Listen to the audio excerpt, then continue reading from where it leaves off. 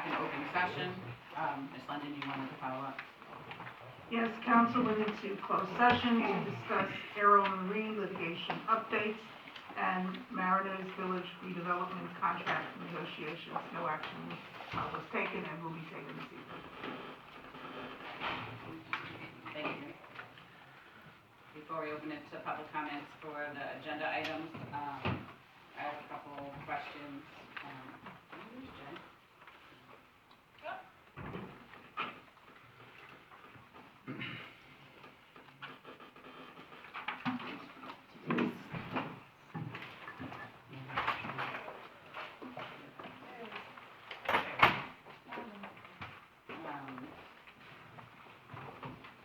I have a couple questions before we, and then all council members do as well. In regards to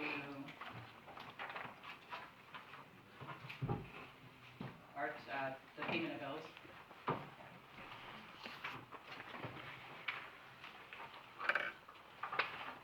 Page 2, or if it doesn't refer to Trevor or you, the engineering costs for the additional $10,000 for pedestrian safety, is that the TAP grant again? Yes, pedestrian safety is the TAP grant. Okay, so last month the payment of bills was $18,000 towards the engineer for the same grant for engineering.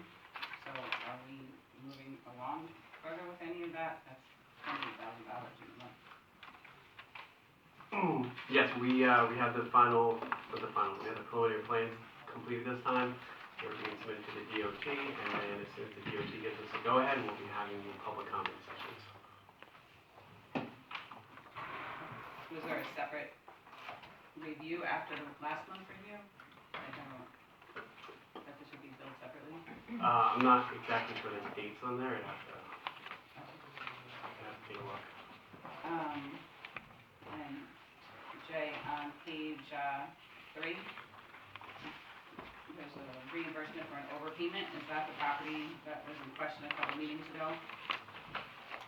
I believe this is a different, the reference, I do not have the bill list in front of me.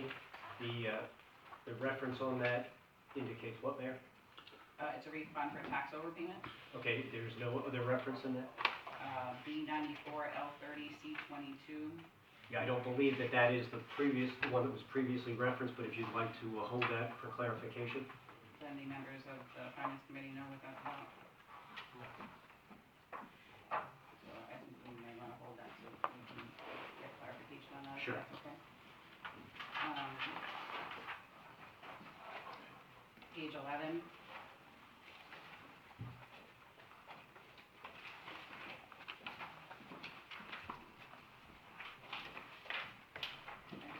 Confirm that the purchases of the IT equipment and the computers, is that coincide with all of the equipment that was needed for the body worn cameras? Not necessarily, but those were budgeted purchases. We do a number of them each year. Okay, so these are just general These are just general. upgrades? Okay. Because I wasn't sure if it was for the body worn cameras, if that would be part of the reimbursement that we're looking to receive back from the grant. In regards to 22721 and 22821, the corrective action plan for the municipal audit and the governing body certification of the 2020 annual audit, I have to say it's at my dismay and disheartening to read that audit review. Especially since the same findings were found for the 2019 budget. So I'm not in favor of this current corrective action plan. And I would like a stronger wording from our financial department as to what steps are going to be taken to make sure that this is truly adhered to, or perhaps a meeting with the Finance Committee. So we have the same things come up 2 years in a row. I don't know if anyone wants to speak to that. Mayor, I can speak to, first of all, these are two separate resolutions. The first is the requirement that the governing body has reviewed the audit report. It is not an acknowledgement or an acceptance or a necessary agreement per se, but the resolution you're referring to is the corrective action plan. As part of the audit process, the auditor prepares the independent review, and that includes certain recommendations and comments. And then any of the comments that are referenced, the CFO is required to develop a corrective action plan. So if you wish to hold the corrective action plan for additional clarification or more specific corrective action to be taken, that's certainly appropriate and not a problem in terms of timeline. But that is separate from the certification that the annual audit has been reviewed. Correct, but I believe it would be appropriate for either the finance committee or yourself to reach out to the auditor for 228 and maybe ask them for specifics on where they're finding these flaws. So none of those were mentioned in the report, so I personally would prefer that to take place before we vote on that and maybe hold this for the first meeting in December. There is time frame for that. Sure. Unless, I mean, obviously the governing body has to, the council has to motion and approve that, but those would be my recommendations due to the findings of the audit.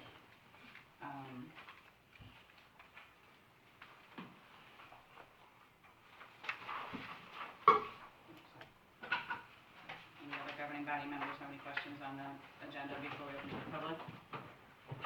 Councilman McNamara? A couple of questions, payment of bills, just for my own edification, the Apollo Jet Clean, do we know what location that was at? Offhand, I'd have to check. That is used on a fairly regular basis for various locations that may come up during the intervening period.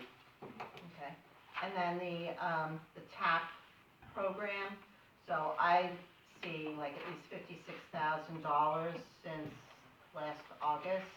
Does that sound right? And where is that money coming out of the grant, or are we not allowed to use the grant money for those fees?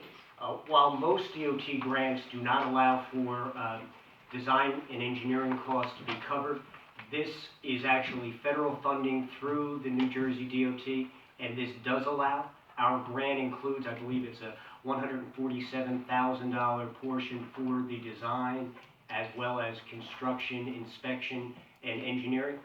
So this is part of the design, and it is part of the grant that will be reimbursed. Okay.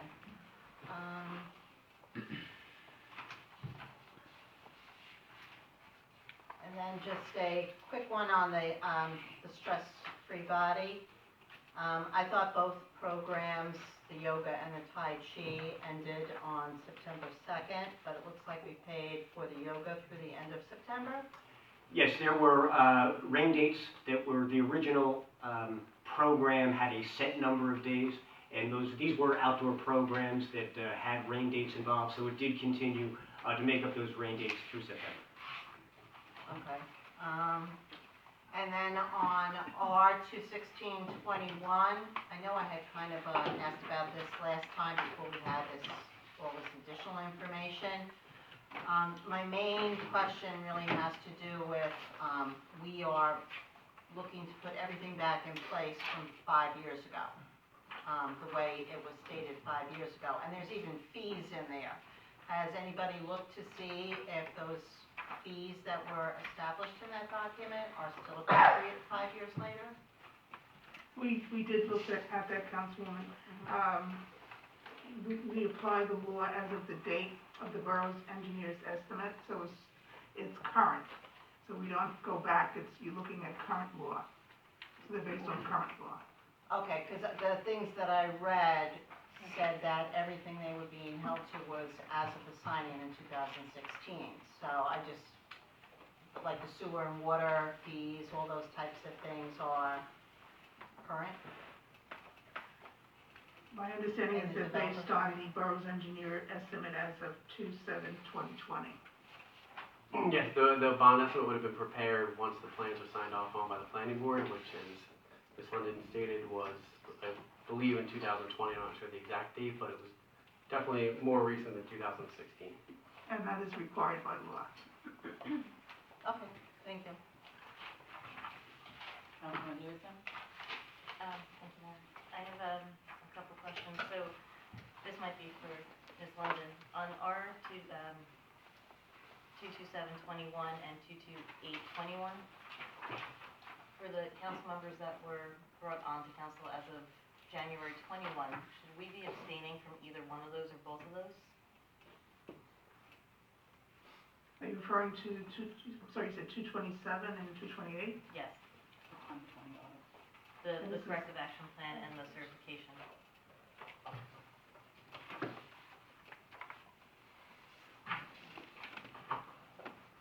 Well, 228 is the council members saying that they have reviewed the audit. So you are in a position to review the audit and to, at a minimum, that's what they're asking, that you have reviewed the audit. Okay. And 227? And 227,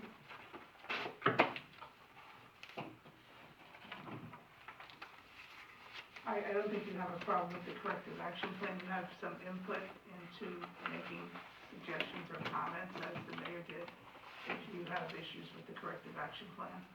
Okay, thank you. So, along those lines, and, in the corrective action plan and finding number 1, point number 3, the borough will reinforce its purchasing policies and procedures that require an approved purchase order and certification of availability of funds prior to ordering goods and services.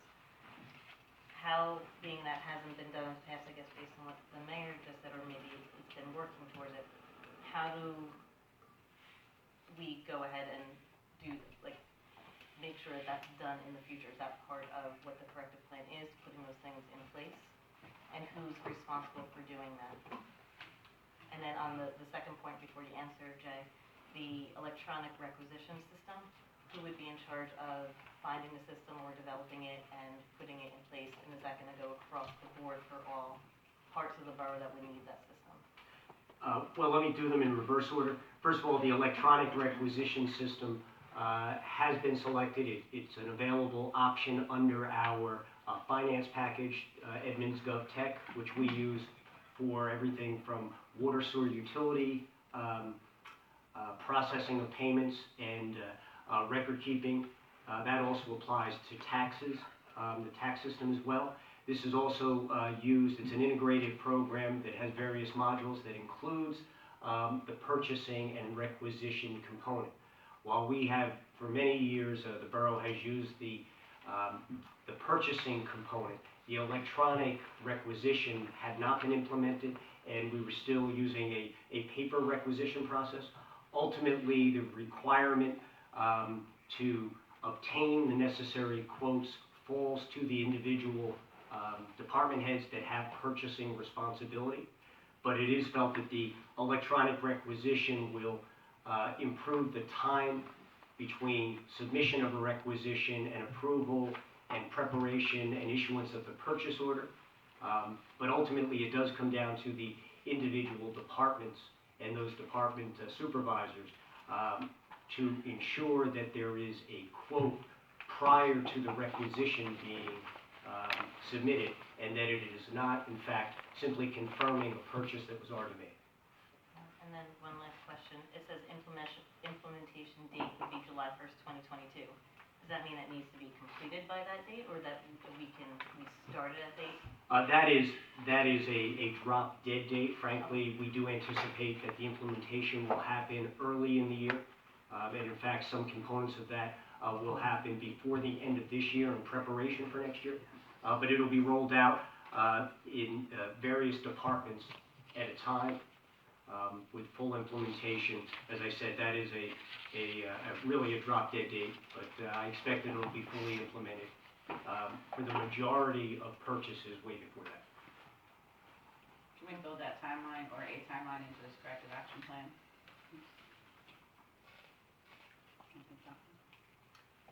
Jay, how many years in a row, in your estimation, if you've looked, has the purchase order encumbrance reversal been documented in the audit? I have not reviewed audits going back before 1990, but the use of confirming purchase orders has been referenced. It is my understanding that that number, in terms of instances, has been reduced, but it is still an outstanding issue that the auditor has mentioned.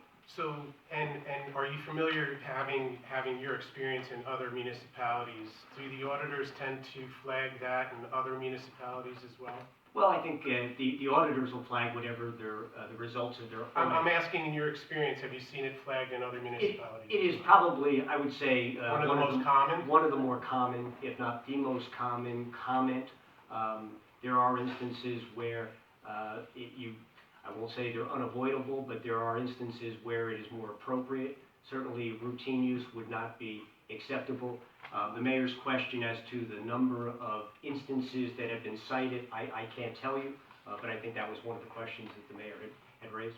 That's legitimate. I mean, I wouldn't mind seeing, because I just did a quick look back on audits all the way back to 2016, and it's been cited in every single audit since 2016. So is there any kind of necessity based, is there ever really a necessity to do it? It's what the auditor saying that what's being done is illegal or just out of compliance, or? It's out of compliance. Right. The regulations of New Jersey and the purchasing requirements are that there be an encumbrance system, so that the funds are encumbered at the time the commitment is made for a purchase for goods or services. So if this comment references the fact that as part of the auditor's review, there were instances where there was evidence that the purchase had been committed prior to the actual date of purchase order. And do you think that it's a reasonable expectation, and I would hope it might be, but if it's not, it's not. Is it a reasonable expectation to look for 100% compliance with the encumbrance? It is. 100% is the goal. I mean, the expectation. Is that something we're going to be able to achieve? Well, the expectation comes down to a question of materiality. There may be instances for minor amounts. There are other ways of addressing that, either through use of a petty cash system. Oh, yeah, we talked about that. Or as the use of I won't use the term blanket purchase order, but for an encumbrance on a regular basis for routine purchases. And finally, is there... And that will also be facilitated with the implementation of the electronic requisition. Okay. All right. And finally, is there... will the electronic system... first, everybody needs to be trained on it if they haven't been, right? That's correct. Okay. And will that, under your estimation, eliminate this issue? It is my expectation that with the proper use by the responsible parties, that this would be corrected. And what would be the next step if it wasn't? It's discipline of those that are making the purchases. Okay. Thank you. Just to speak to training real quick, I understand the borough staff would obviously need to be trained, but we also have volunteers that might be filling out purchase orders as chairs of committees, municipal lines, coastal lines. Would they also be trained? Because I feel like that might be a little bit of where... Yeah, generally, in most cases, those purchase requisitions that I think, for those of you that I think would agree that there has been a concerted effort over the past few years to make sure that our purchasing is brought into line, and that does include the volunteer committees, to have a designated individual that can process those requests for them. Okay, and that person will be trained. Because in most cases, the volunteers do not have access to the electronic system. Okay. Nor will they even when it's implemented. So it'll still go to, like, an appropriate member of the borough Of the staff? staff, correct. Thank you. Councilman McDermott? Question about how much is it gonna cost for us to go through this? Do we have the budget already lined item in there? Yeah, it's the actual electronic requisition module is relatively inexpensive. I believe it's a $4,000 expenditure for the year is my recollection, so that'll be included as part of our planning for next year. Is that in the training? That does include training for essentially the train-the-trainer process, so there'll be those designated within the borough that'll provide the additional training for lower level staff. Okay, so are governing body members going to get trained if they sign any POs or anything? More than likely not. I can't think of any instances off the top of my head where that would be necessary. There may be, as we, Well, in the paper version, there were council members signing things. okay. Municipal lines, Yeah. well, we had, Rec designated committee, chair. rec committee, that was done too, so. Frankly, it was me, Yeah. so. Yeah. I prefer not to, so, Well, like, in the two- completely fine by me. in the two And, In the well, two instances mentioned, the Alliance Coordinator would be trained and would be processing the requisitions. And likewise, on the Recreation side, there is staff that's assigned for assistance to the Recreation Committee. Harbor Commission is another one. So the other thing with that is, I would like a plan outlining exactly what's gonna be done, so we have some sort of accountability to this. Mhm.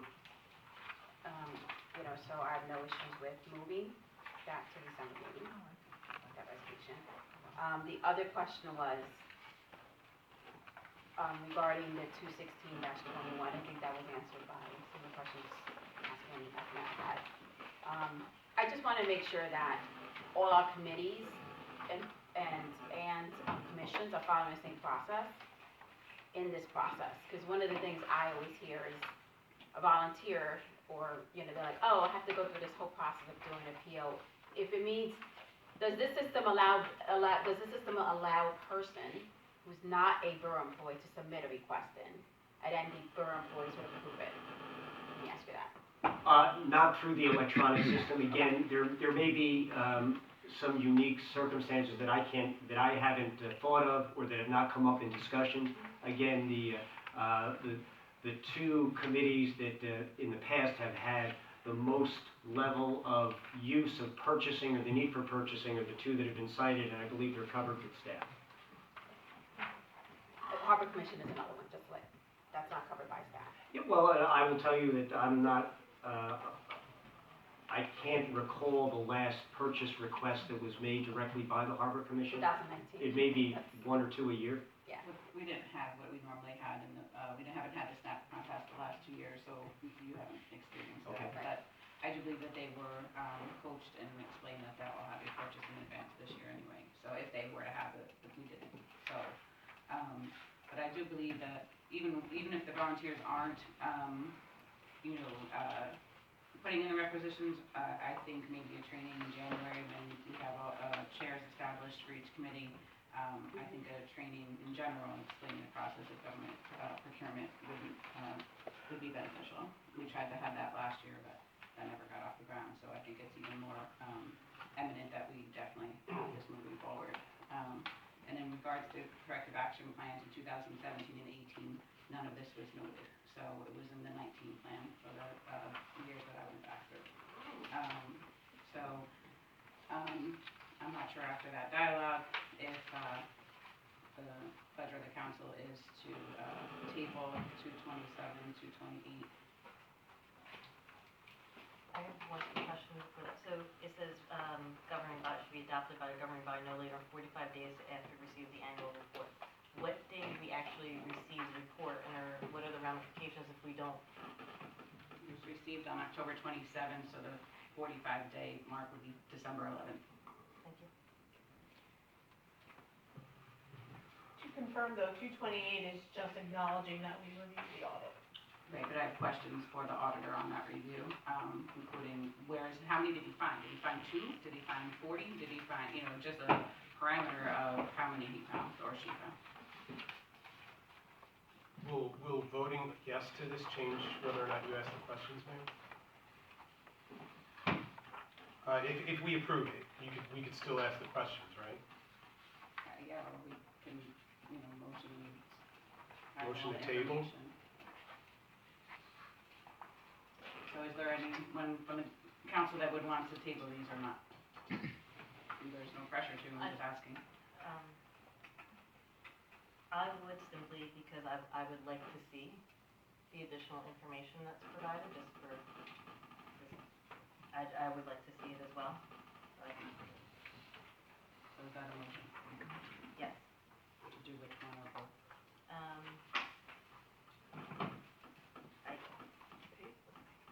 well, if we reviewed it, then we reviewed it, and then approving it as secondary, so I would say, do we have to do them both together? I mean, I would like to make a motion to, I guess, table 227 to the 21 to, the December meeting.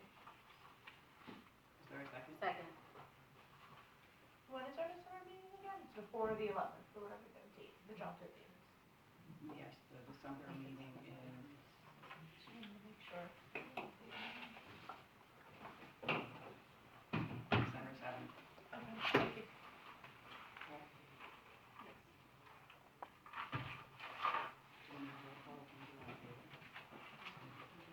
All in favor? Aye. Aye. Any noes? No. Any opposed? So it's 2 noes and 4 yeses. Okay. Also on the agenda, prior to opening to the public, we had listed the bylaw review for the Harbor Commission. I believe the chairperson was going to be here this evening, but I do not see him in the audience, so maybe we can move that to later on the agenda in case he arrives. So, if there's no other questions on the agenda from the governing body, I'd like a motion to open to the public for agenda items only. Motion. Second. All in favor? Aye. And, Mr. Pape, this is only for the items listed on the agenda, So that which was in the executive is not for discussion? not at this session, not in this session, it would be at the second session. Because the members of the public weren't privy to the closed session. Thank you.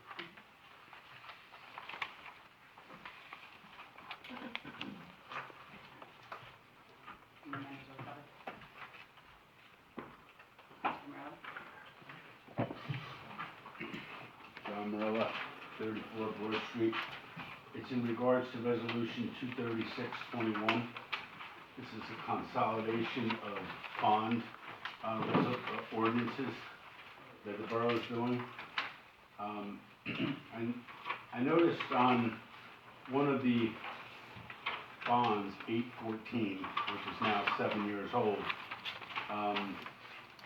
the purchase life expectancy of those items purchased was 5 years.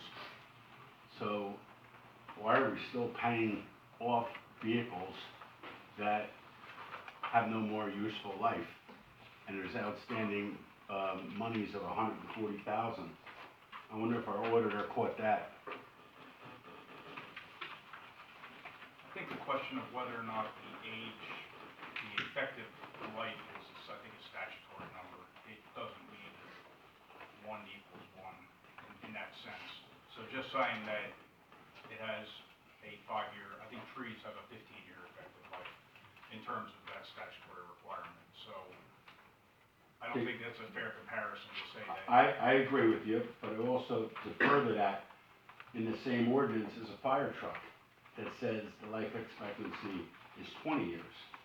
When we do. Or it's at least 30. Right. So what I'm saying is though, for vehicles that are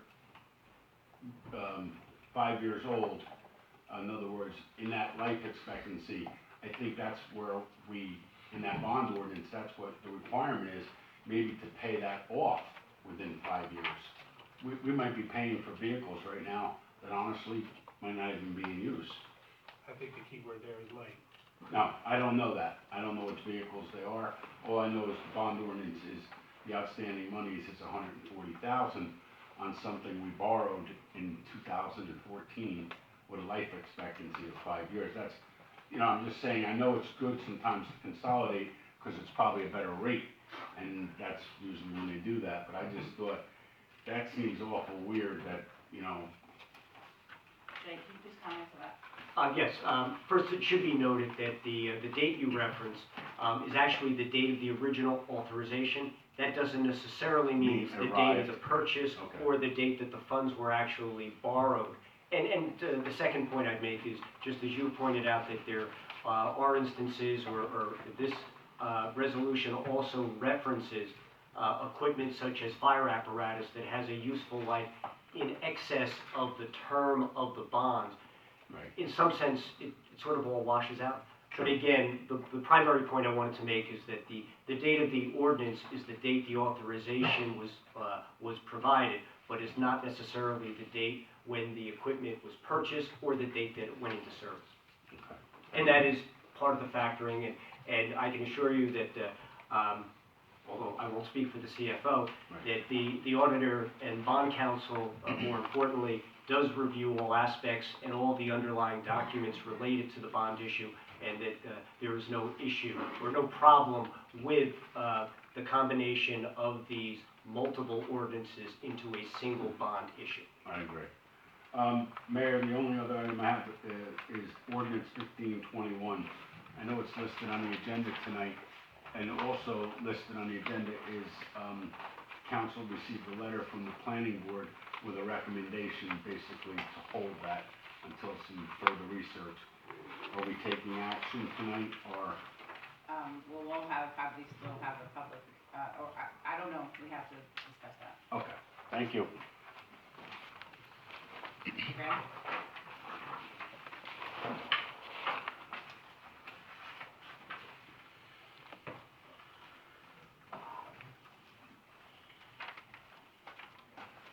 Albert J. Graham Jr., 22 St. Peter's Place. Good evening, Madam Mayor, members of the governing body here. Okay, a few things. Can you all explain Resolution 23121?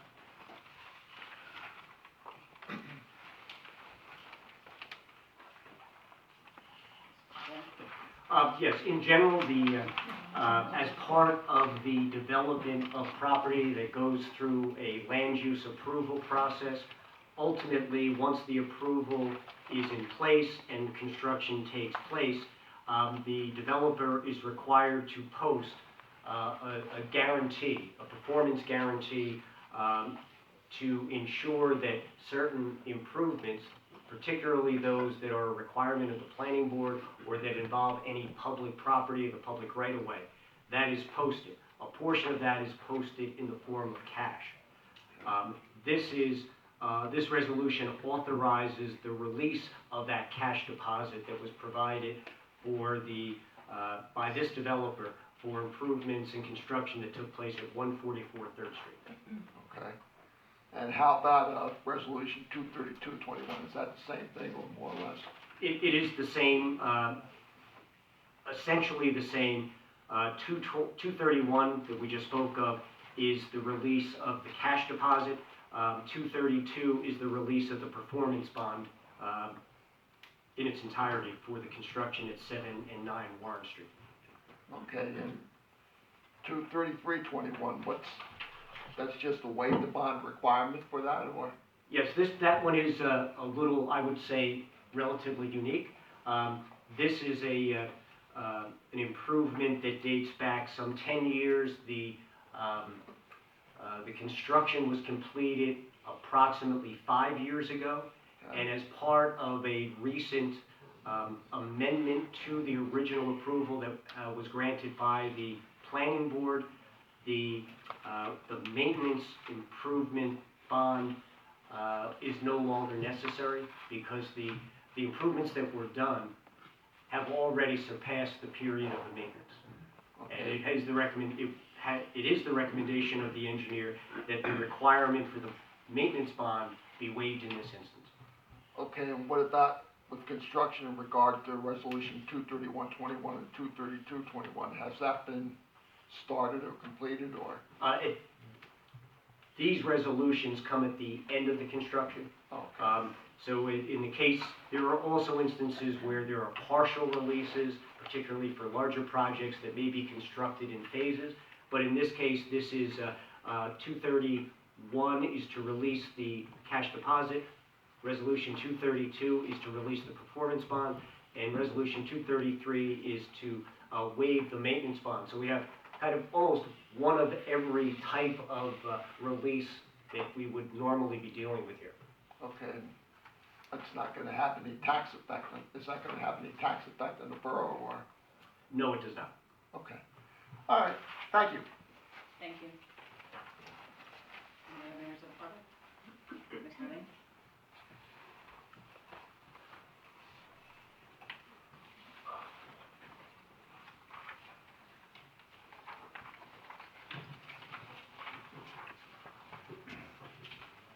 Michael Lane, 51 First Street, Seaport. Good evening, Mayor, members of the council. I have a number of items relative to the agenda. Councilman Good, would you give the status of the project bond for First and Waverly? There's two open issues. One condition was that there be underground utilities, and the other that there be a new stormwater infrastructure pipe underneath First Street.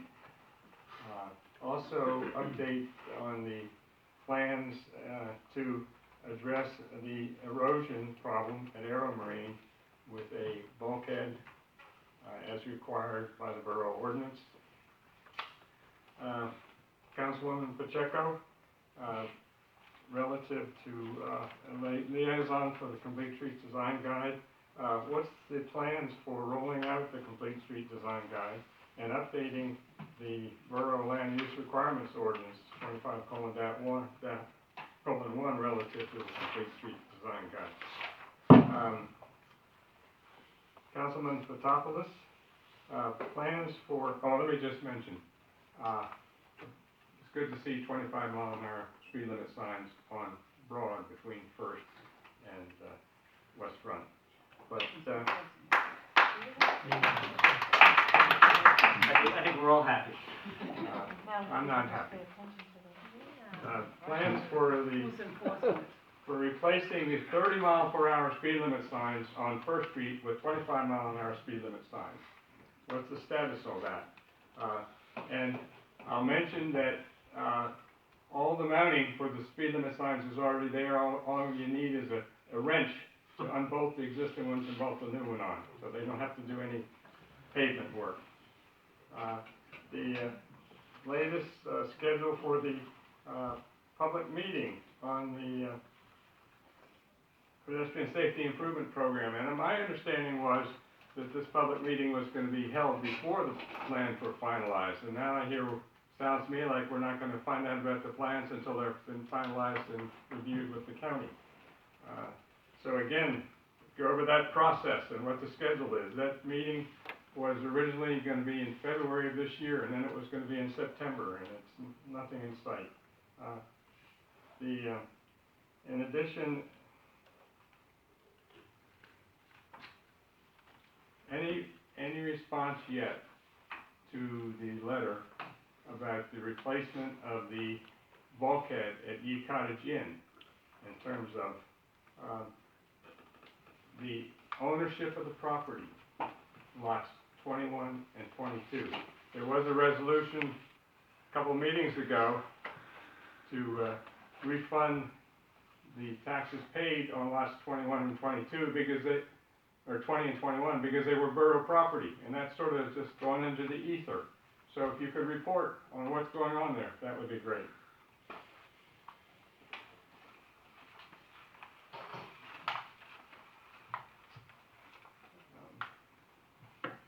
Councilwoman McDermott, in regards to the NPP floodgate, what's going to be the program to get those gates into effective use? We had multiple flooding events last week, and the gates were useless. They were either not operated or they couldn't be operated, and I'd like to find out what's the status and what's going to happen there. It's been going on for a long time. Councilwoman Davison, the issue with resolving the inconsistency between the land use requirements ordinance sections 25:1-9.4 for the general commercial district parking issues and the requirements in section 25:1.18, which are the parking requirements. When right now we still apply something like 17 or 18 of the conditions in section 25:1.18 for plans for new parking areas in the downtown. The only thing that, quote, is in question is whether there's going to be a parking deficiency. So that ordinance needs to be cleaned up, and we've been waiting for months and months since the planning board said there was a problem.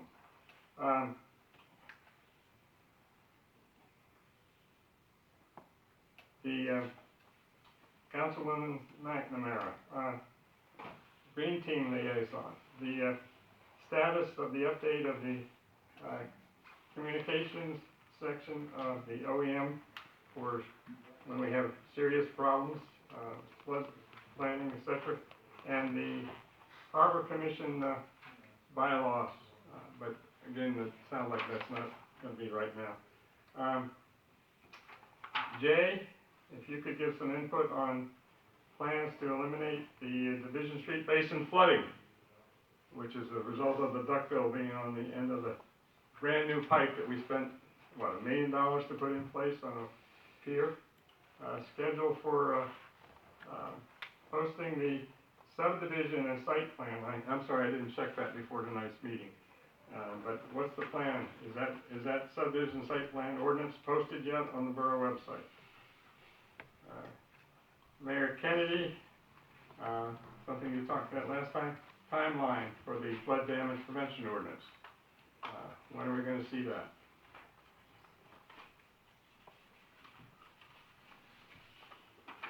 And then, under the consent agenda, I'll bring it up again. You have a issue with the developer's agreement for Raritan Cove. But again, I mentioned to members of the council, and maybe new, the borough owns the lot next to the creek at the bridge. There used to be a building on that lot that the borough now owns. That building disappeared due to erosion underneath the foundation of the building. And the owner of that lot abandoned it, and it's now the borough lot. The problem is that this is a creek that flows in severe storms, and it's in a coastal high hazard area, and there's been a tremendous amount of erosion, almost to the point where the Raritan Cove can't meet their conditions. One of the conditions was that there would be a roadway between their retaining wall and the creek so that maintenance work could be done on the wetlands that are part of the Raritan Cove project. And I think you need to face up to that issue before it comes back and bites us a few years from now. If you walk down to the bridge and look at that creek, you can see the tremendous amount of erosion, and we have nothing in place to stop it. And one of the things that Mr. Gallo wanted to do was give that lot to the builder so he could be responsible. But we're hanging on to it, we're maintaining the responsibility. I think you need to tackle that issue. Reports. We have yet to get a report this year, as far as I know, from the tax assessor. And the tax assessor is supposed to review a certain percentage of the properties in Keyport, and we haven't seen any data as to what areas of the borough are going to be reviewed, and what percentage are reviewed, and what percentage have been inspected. Where is that tax assessor's report? Unfinished business.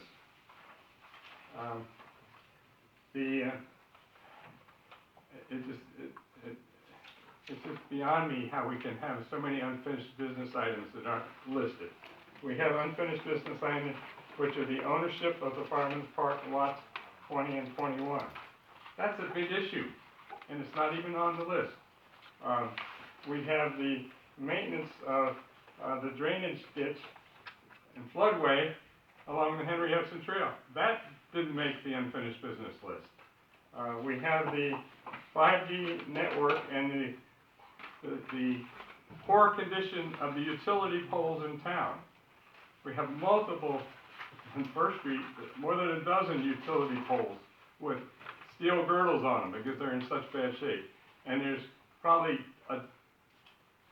round numbers, 10 utility poles just on the north side of First Street that have all kinds of loose cables wrapped around them, hanging loose, where the kids can hang on. There's where's the action to meet with the telcos to get this cleaned up? And with the power company in terms of this, before we get even talking about 5G, you know, why isn't this on the unfinished business list, and what's the status? That's all my input. Thank you for the opportunity. Thank you, Mr. Lane. Any other members of the public? Have a motion to close to the public? Motion, second. All in favor?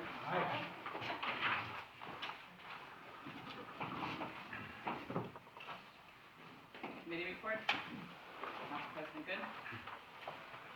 Thank you, Mayor. We had on Saturday, the fire department, inspection. Unfortunately, the ladder truck wasn't there because it was in for some maintenance, and most of the redevelopment issues are covered in the closed session, so we can't talk about that. That's all I have. Thank you, Councilmember Greco. I'll be quick. Municipal Alliance actually meets this Thursday, so we'll have a more substantial report after that meeting. Police report, sorry, they had 1,127 calls for service, 58 detective case files. Some traffic issued 48 summonses. Operation Checkmate happened, and several arrests were made in Keyport. The Keyport Police Department were happy to help stop a major drug supply ring in our area. So again, props to our police department. An Long Branch officer was shot during the service of a warrant for a homicide suspect. The officer is thankfully okay and recovering. The Keyport officer was on the original team serving the warrant. The police department were able to further assist by sending officers who serve on the county RDF team. The suspect had a 2-week-old baby that was held hostage, but thankfully recovered and unharmed. The traffic safety unit conducted 2 details focused on pedestrian safety. 23 stops were conducted. 13 summonses were issued for speeding and failure to obey traffic signs and signals. Please continue to email your traffic concern complaints to Keyport Traffic Safety, all one word, at keyportpd.org. And Mr. Lane, I don't have a full complete streets report for you. I will say that we did receive the final drafts of the design guide and a draft ordinance. If you allow me, I can get you a further update once I have a time to circle with the rest of my team and email you. Oh, you are. I can email you if that would be okay. And that's all I have. Thank you, Councilman Topola. Thank you, Mayor. Finance will be meeting before the next council meeting to discuss transitions and other items with regards to next year's goals. I'll have a report in detail in December, but my hope is that soon the union contract negotiations will be completed in time to establish a raised minimum salary, hopefully for certain departments in the borough, which will also enable responsible assessment of staff increases. There are 2 resolutions that we already talked about on the consent agenda. One is and this is through the Monmouth County Improvement Authority Pool Loan Program. One is the combination resolution, and the other is a private sale resolution for the bonds. Because there is only one meeting in November, we do need to consider this and hopefully pass this resolution. We decided to permanently finance our temporary notes at the lower interest rates, like Mr. Merla had assumed, enjoyed by the county's AAA credit rating. The benefit of the lower interest rates and the issuance costs that we're going to save on moving forward. That's because we are pulled in with a bunch of other municipalities and agencies, so it's sort of like a buyer's group cost, if you will. We've been advised by bond counsel that the final adoption of the refunding bond ordinance should be considered first, and then the combination resolution, and then finally the private sale resolution. And I'm sure our attorney is on top of that as far as what needs to be done there. Also included in the consent agenda is an annual audit report, and we've talked about that. Let me just read what I did write. Please have a look at the one finding that the auditors flagged with the corrective action thereof. This is consistent with years past and I'm encouraged by the fact that the borough will be moving forward with the electronic requisitioning program, which can solve some of the problems that we've been experiencing throughout the last few years. As reported last month, we confirmed that the funds of Church Street project will be certified by the CFO if they aren't already. And also, I have costs and breakdowns of that if need be.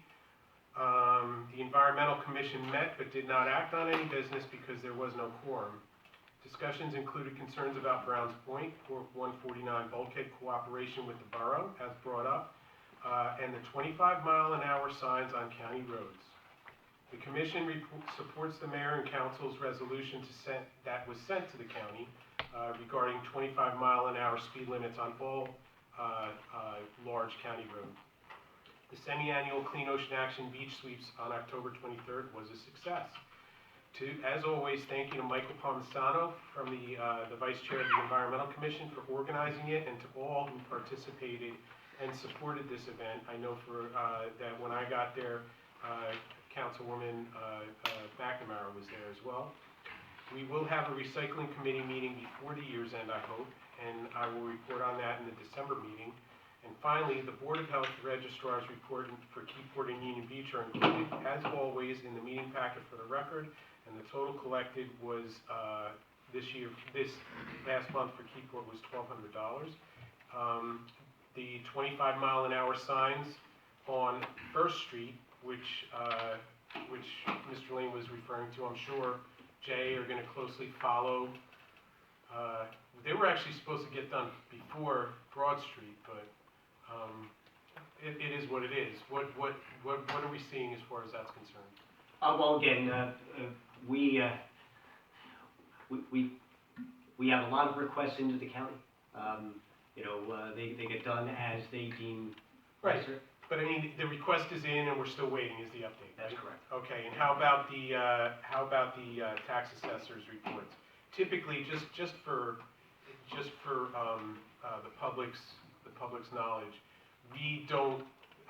We do request a tax assessor's report, correct? However, the tax assessor is pretty much considered an independent agent within the borough, right? And the council has no authority or anything over the tax assessor. Well, certainly, the governing body or any municipal officials cannot interfere with the tax assessor's primary mission and responsibility, Correct. which is to fairly assess properties in town for tax apportionment purposes. However, we do require that the assessor provide us with an annual report, which he did provide us with earlier this year. It is posted. I'll check the timeline on that as to whether the report is provided to us at the end of the year for the prior year. So I'll check on that. That was going to be my next question. Since we did have it at the beginning of the year, wouldn't we wait until the beginning of next year for the tax assessor's report? Or not? Well, I'm not We'll find sure. out. I mean, the assessor works on a what they refer to as the pre-tax year. Valuation date is October 1 for next year. Yep. So those numbers have been submitted by the assessor to the county tax board for their processing and review. But certainly sometime between now and the end of January would be the appropriate timeline for the report. I would think it would actually wait until the final numbers have been approved at the county level. And I don't want to misspeak, but I believe that is a January date. But I'll check with the assessor on the timing of his annual report. Okay. And as always, I truly appreciate you all allowing me to serve. Thank you. Thank you, Councilman McDermott. Thank you, Mayor. First and foremost, I want to invite everyone to the holiday tree lighting extravaganza on November 27th from 6 to 9, 6 to 8, 6 to 9. That's what we have reserved. And it's going to be at the mini park. We are closing West Front Street. A wonderful event. It will have some carolers, ice sculpture. Mr. and Mrs. Santa Claus will come visit from the North Pole, escorted by the fire department. Thank you for that support. And they're coming to display. It's going to be a fun event, so we invite everyone to come in, and kids will receive some additional information on ornaments and things like that.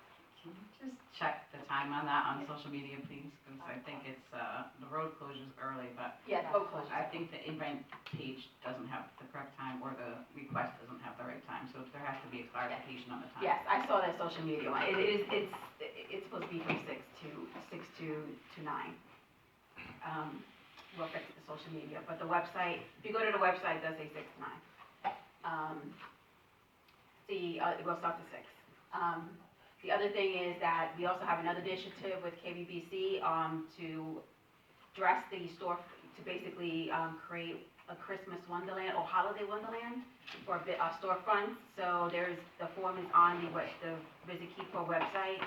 Anyone who pays into the bid is eligible to have their storefront painted at no charge to them. And we do have at this point approximately, give and take, at least 25 plus businesses who have shown intent for this. And I will have the exact numbers at the next month's meeting. But we're, again, the business, and it also it's actually, what's great about this is it's actually the entire borough, but Keyport, not just that downtown area. A lot of the car dealerships are also being involved. They're also going to engage in this program as well. So we're excited to see that. And I wanted, in the committees, the event committees, they're really working hard and like outreaching and that we're helping them. I'm helping them as best possible to my role. The other thing is that, and I also participated in the Keyport the Keyport High School Open House. That was on October 28th, where we gave $50 worth of Keyport cash, and it was a really wonderful event. The kids really appreciated the Municipal Alliance Committee being there and the committee members representing. It was a good opportunity to also, and the purpose of this was for us to survey the students and parents to see what programming would be a benefit within that grant allowance. So we'll, at the next month's meeting, hopefully we'll have some data to provide on some new programs that we have for next year. The other thing, the neighborhood preservation program, floodgates, due to some public safety concerns, it was designated to have them not operate at this point, because there was some accidents, individuals basically hitting them and continuing forward. So the alternative to that, and if you want to add on to that, it's just we're going to have to go ahead and come up with, well, they're going to put out the Jersey barriers, I think, and block roads and stuff like that. But evaluation of where they are, if they're used for or not, that stuff has to occur again. And also the year 2 plan has been submitted to the DCA and approved. So we're going to keep moving forward with that. Again, it was just a plan. There might be some things amended based on what the state adjusts as well as what the governing body denotes with the plan. So we'll kind of have more information coming out next month with that. And the MVP committee doesn't meet to the end of the month, so with the holidays and everything, things kind of shifted a little bit later. And there are no updates for the library construction committee. At this point, we submitted a grant and we don't have any updates.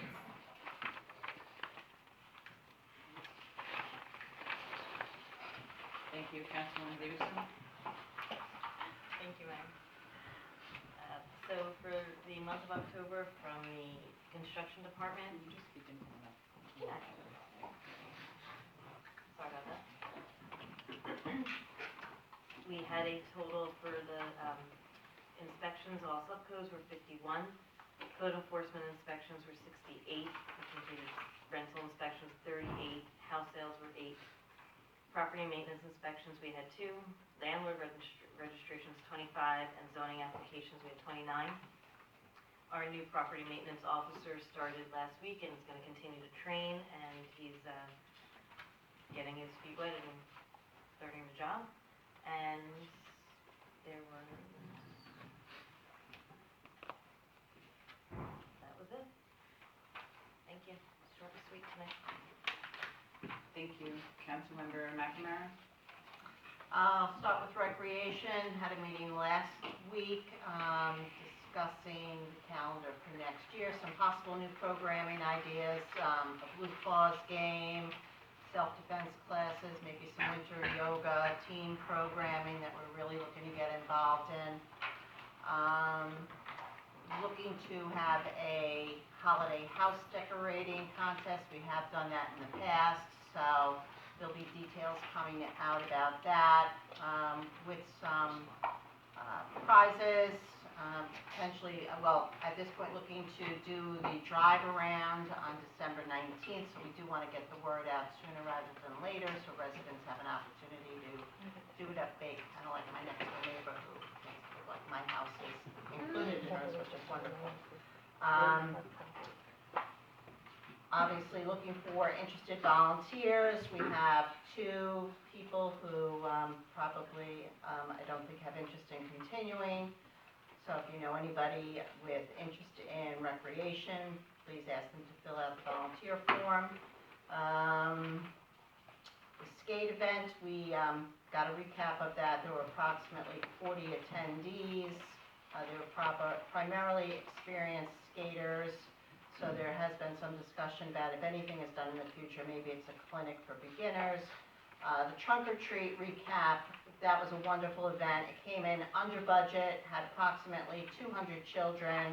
Great response from the community. I mean, money well spent, and I think people are looking to see that come back next year. That was followed up by the movie and pizza over by the gazebo area. Conversation at Rec and Harbor about additional kayak lockers. That comes up a couple times throughout the year. Probably see some snowman contests if we get some snow. Harbor met yesterday. Obviously, there was potentially going to be some conversation about potential bylaws. I don't know if that's going to happen tonight. There was the beach cleanup today. That's where we bring in state corrections. It was coordinated through DPW, and the county provided dumpsters. So that was, I think they were there for what, about 4 hours today, Jay? Approximately. Yeah. So that was from Walnut Street to the kayak lockers. The ADA mat that's down over there is supposed to be coming up, I think, sometime this week. And the Harbor Commission is looking to support the yacht club with a recommendation to the county commissioners about pump-out boats. There was a program done in Ocean County for Barnegat Bay that seems to be very successful, so they're hoping to implement something like that in Raritan Bay. Obviously, Harbor Commission continues to also talk about what Mr. Lane talks about, some of the bulkheading at Fireman's Lot. On the senior side, tomorrow's another one of those vaccine and testing days. So from 4 to 7 tomorrow, you can go over to the senior center for either of those. The next one locally at the senior center will be December 15th. We did put up a list of all the places in Monmouth County, though, if those dates don't work for you, if you're looking to do something. Members at the senior center are working on some volunteer projects for the holidays, putting together some bags. The November newsletter is up on the borough website. A lot of the providers are coming back now to the senior center. More and more is being done in person. So South Jersey Legal is back, SHIP, the VA nurse, VNA nurse, and the podiatrist. And the center was actually used as a voting location this year, so they're still waiting for their voting machines to be picked up. Board of Health, thank you, Donna. I got my free rabies vaccine on Saturday. Well, not me, but my dog. And that is such an awesome program, and I honestly didn't even know that it was an option until like 3 years ago, and I wish that we could get more people to do it. But we had over 50 people who showed up, which I think is wonderful. It's a nice thing. There are a lot of people just walk their dogs right over. It's beautiful. Green Team met the end of October. They were officially recertified with 200 points, which puts them at Bronze Plus, I guess you could call it, because 150 is for Bronze. Next meeting is November 23rd. Mr. Lane, in terms of the OEM stuff for Green Team, I really think probably the OEM stuff falls under the OEM coordinators, and maybe there's an update from Mr. Delaney on that emergency handbook. I don't know. That's it. Thank you. Did you want to answer about the emergency handbook? No update at this time.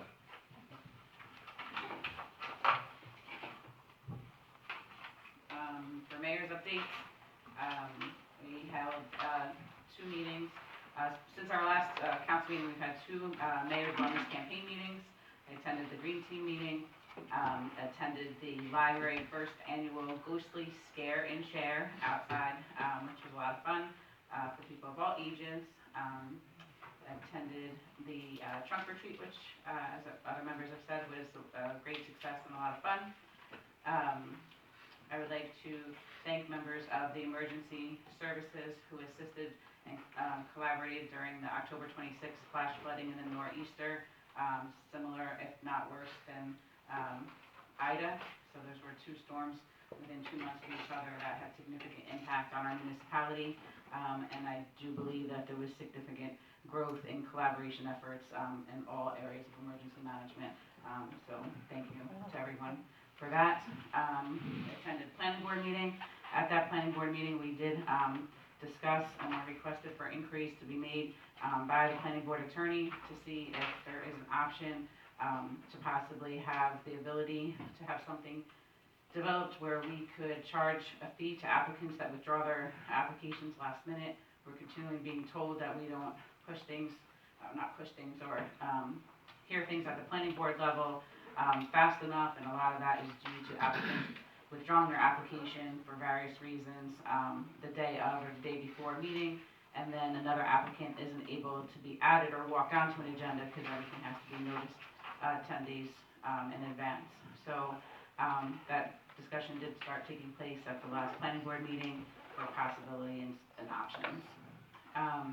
Attended the retirement celebration for Diana Hoffman, who was employed with the borough for over 33 years. Finance department did a nice job putting a nice celebration, surprise celebration together for her.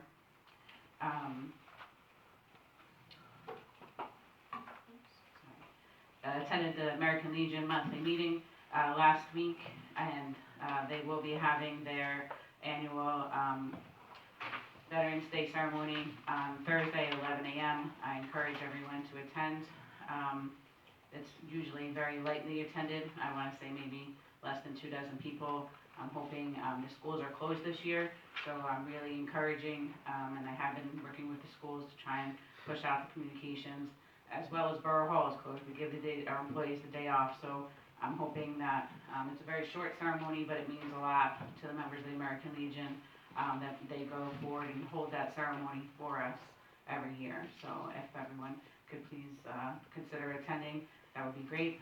There are several members, including myself, who will not be able to attend this year for the first time, and that's because we will be over in Homedale, because the Borough of Keyport is receiving an award from the state of New Jersey for We Value Our Veterans municipality designation. Attended the Keyport Fire Department annual inspection, and then Mr. Lane asked about the flood damage prevention ordinance. Yes, as I indicated at the last meeting, we have a target of 45 days for that to be prepared. So I expect that'll be part of the agenda for our next meeting. Thank you.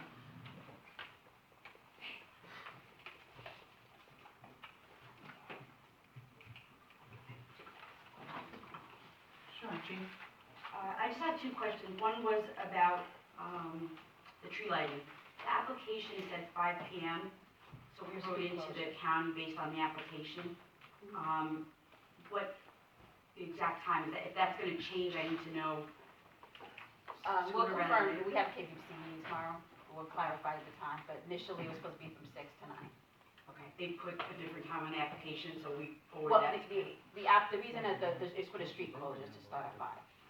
Okay, so we're okay. We're okay with that, yeah. And are there going to be vendors? Do they anticipate? No, it's gonna be, we have performers, vendors and they're performing, like ice sculpture and carolers. There's gonna be no one selling, because we want people to go into the businesses if they wanna purchase hot chocolate or something like that, is that what you mean? I just want to see what time they're going to set up in the street.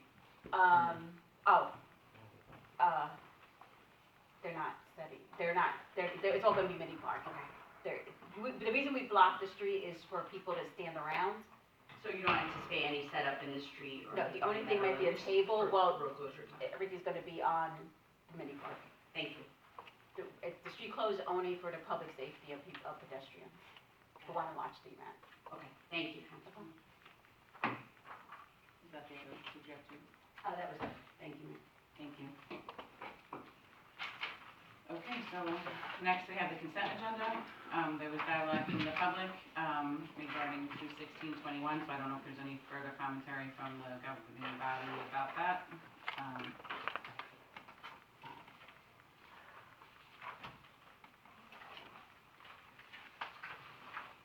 If not, then if it's the pleasure of the council, I'm still requesting, if it's okay with you guys, for that one in the payment of bills to be held until we have further information about the tax overpayment. And then 22721 has already been tabled to the next meeting. And then please note that 236 and 237 were added to from since you received your original.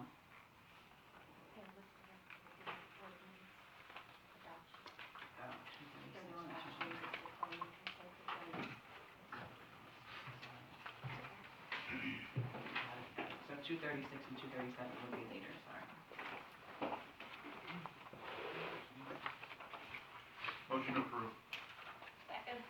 With that, with paying that overpayment or not? It's one of the condominium, it's not, to me, it's, obviously it's an overpayment of taxes, so it's not anything more than they paid too much. I think it's probably because of the refund, because if you look to see their assessment jumped about $90,000 over the last year, so that's what I'm expecting.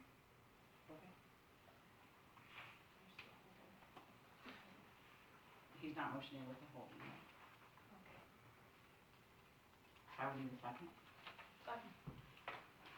Roll call, please. Councilmember Good, Yes. Councilmember Pacheco, Yes. Councilmember Patopoulos, Yes. Councilmember McDermott, Yes. Councilmember Davidson, Yes. Councilmember McNamara. Yes. Thank you. Okay, next we have public hearing adoption of ordinances, ordinance number 14-21, refunding bond ordinance to realize interest cost savings for the borough. A motion to open to the public. Motion. Second. Oh, Michelle will read about title, sorry. I'm working off two agendas, sorry. This ordinance, a refunding bond ordinance, providing for the refunding of outstanding general obligation bonds by the Borough of Keyport, appropriating $1,050,000 therefore, and authorizing the issuance of $1,050,000 refunding bonds of the Borough to finance the cost thereof. Now, can I please have a motion to open to the public? Motion. Second. All in favor? Aye. Do any members of the public have any questions or commentary on ordinance number 14-21? Mr. Graham?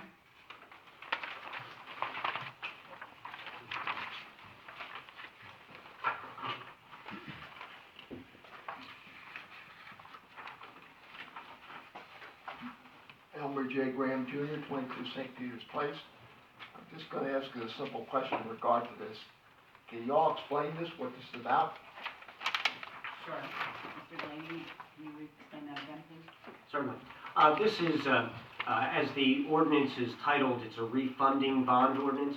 Essentially, it's not to get confused with the terminology that is used, but a refunding bond ordinance is simply a refinancing of existing bonded indebtedness.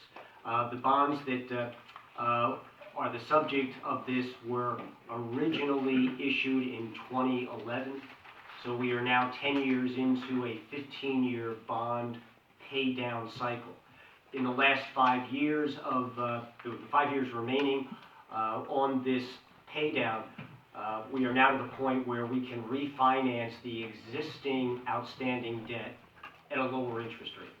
So it's essentially a refinancing as someone would do on an existing mortgage. In our case, there is an increase of $50,000 to cover the cost of this refinancing. The CFO has estimated that the net result of this refinancing will result in $75,000 to $100,000 in savings on the 5 years that these will be paid down. Now, if I can ask this, in the first place, how did we get into this debt? Well, the existing debt was part of the borough's overall financing strategy. This includes a number of issues going back to prior to 2011. At that time, whatever short-term borrowing the borough had encumbered or had taken on was bundled into a single issue and provided for a longer-term paydown.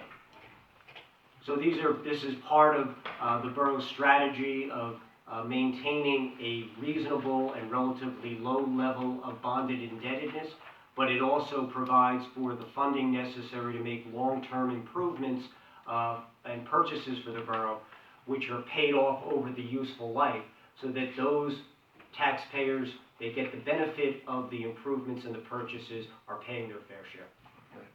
Well, in other words, in past years, in regard to our debt, we kicked the can down the road, right? No, not necessarily. The prudent use of bonded indebtedness does just what I indicated, which is to apportion the cost so that those that get the benefit of purchasing a fire truck today will pay for it over the next 15 years, for instance. So this particular ordinance is simply taking advantage of current lower interest rates than were in place at the time the bond issue was first done in 2011. Okay, fine. Thank you. Thank you. Anyone else? Have a motion to close to the public? Motion to close. Second. All in favor? Aye. Is there a motion to adopt the ordinance? Motion. Second. Roll call, please. Councilmember Good. Yes. Councilmember Pacheco. Yes. Councilmember Fitopoulos. Yes. Councilmember McDermott. Yes. Councilmember Davidson. Yes. Councilmember McNamara. Yes. Have a motion authorizing the clerk to publish the ordinance as adopted. Motion. Second. All in favor? Aye. Any no or abstain? Next on the agenda, we have ordinance 15-21, establishing land use regulation and licensing requirements for, I retract that statement. Resolution. Resolution 236-21 and Resolution 237-21, which couldn't be on until we heard that public hearing of that ordinance. So we need a motion. Council, Motion. Second. have a roll call, please. Councilmember Good. Yes. Councilmember Pacheco. Yes. Councilmember Fitopoulos. Yes. Councilmember McDermott. Yes. Councilmember Davidson. Yes. Councilmember McNamara. Yes. Thank you. Thank you. Sorry, thanks, Michelle. So next on the agenda is ordinance 15 dash. That's how I did both. You did both at the same time? Yeah. I missed that, I apologize. Now you know why I hate adding resolutions. Thank you very much. Second ordinance is 15-21, establishing land use regulations and licensing requirements for cannabis business. Before the clerk reads the title, I would just like to bring up the letter that was sent over from the planning board. As we all know, it couldn't be deferred to the planning board until we had an introduction, which we had at our last meeting. It was discussed and reviewed by the planning board planner, as well as discussion amongst the planning board at our last planning board meeting. And while the planner finds that it is not against the plan, master plan, there was discussion that from the planning board members that they feel that a subcommittee would like to be established so that they can further review to see if they want to be more consistent with other areas of the master plan. And I will defer to Councilwoman Davidson if she wants to talk further on that letter. Okay. So, at the planning board meeting, as the mayor just mentioned, it was discussed, and a couple of the other board members thought it would be, again, it was found to be not inconsistent with the master plan. However, some of the planning board members did feel as though a subcommittee would be beneficial to go over the existing zoning ordinances to kind of streamline them all, make them all work together, and add things that are not included for this use that is not in the master plan. So a subcommittee was, Like what? they didn't get into the details, that's why the subcommittee was established. Did they express, I'm sorry, is it okay if I ask questions, Mayor? Did they express any concerns specifically? The concerns that were generally expressed were if this goes through and those aren't included, the long-term effects in the borough with them being not thought about a little bit further or included would be pretty serious for the future, so that's, yes. I'm confused. Those and them. What are those and them? Those, you say those will be, if they're not included, those are not included. What are we talking about specifically? You're talking about the, Yeah, sure. so, and I didn't speak to this, Mr. Howe was the one that brought it up, so he was the one that was saying that even though it is consistent, they're finding that there's situations in which I think, what, did he say sightline? They were sightline? Bulk standards. Bulk Both standards. standards and setbacks and distance. And distances. So, again, I wasn't the one to speak to this, so I don't wanna Okay. speak to them, but they didn't even get to the specifics, it was basically just saying they didn't feel they were comfortable enough moving forward, although they said, no, it's up to us to now decide. So is it, and now I'm asking everybody, because I know you're, but is it the intent to establish new bulk standards and setbacks specifically for cannabis vendors, cannabis businesses? I think that was, My understanding from the discussion, again, I'm not gonna be serving on the subcommittee, but was more that I felt like they were saying, from what I remember, the dialogue, why is it so different than the setbacks for tobacco shops and alcohol locations? So I think they wanted to form a subcommittee, There are bulk but in standards, regard, there's no different bulk standards for a liquor shop? Bulk standards, is there? I'm reading the one part right now. I have already read it, I just wanna make sure I'm using the right terminology, sorry. I interpreted zoning, they have the zoning. the zoning, they did say bulk standards in there, but there's the current zoning ordinances. Right. So again, they didn't get into the nitty-gritty of the details, they simply said that, well, they'll agree that it's not inconsistent, that they would like to explore. It said that the bulk standards for such a use are missing. Okay, I mean, I understand that, and I think that's something Councilwoman McNamara has brought up before, and I guess I'll reiterate this, that this is going to be it's gonna fit within the zone. So any industrial use is going to have to be an industrial use bulk standard, or else they're coming to the planning board for a variance. So signaling them, or at least singling them out, that's a different story. The setbacks for a liquor store, in terms of bulk standards, are whatever the setbacks are for commercial property. If we're talking about the 200 yards from every church, well, that we covered in the ordinance. So unless we're trying to say that, again, it should be, instead of 50 feet back from the highway, it should be 75 feet back from the highway, which I think that, at this point, one, they could have brought it up beforehand, because this thing has been published, I think, at least 5 or 6 times. We've had a number of meetings, and they can always change it in terms of bulk. If you're gonna change bulk standards, you can always modify that later on. But typically, the buildings are not gonna be, they're not gonna be new buildings. They're going to be old buildings that are gonna be repurposed, so. And there's always the potential for there to be a new building. There is true, but, again, I think that's why we have the bulk standards are, you're gonna have to be 50 feet from the highway. You're a store. I just wanted to check, I had a question. I was just curious, is there a timeline for the subcommittee, like, did they say by their next meeting, or? We just established at the last meeting, and we're planning on meeting, hopefully before December, we're hoping, to at least start it, and And then the thought was that as soon as it's discussed further, then we can bring it back. And so the council, we have two options up here, I suppose. The options are to wait for the subcommittee of the planning board to come back with their findings, recommendations, thoughts, concerns, whatever.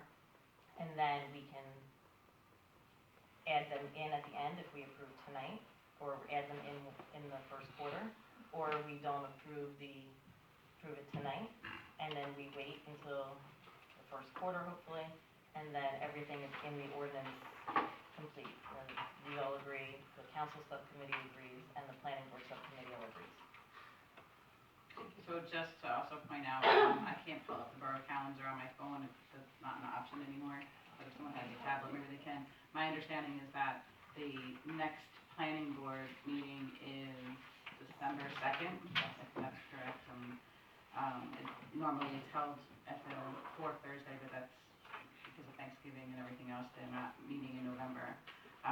So their next, and because of the holidays and because of the court schedule, they're scheduled for December 2nd.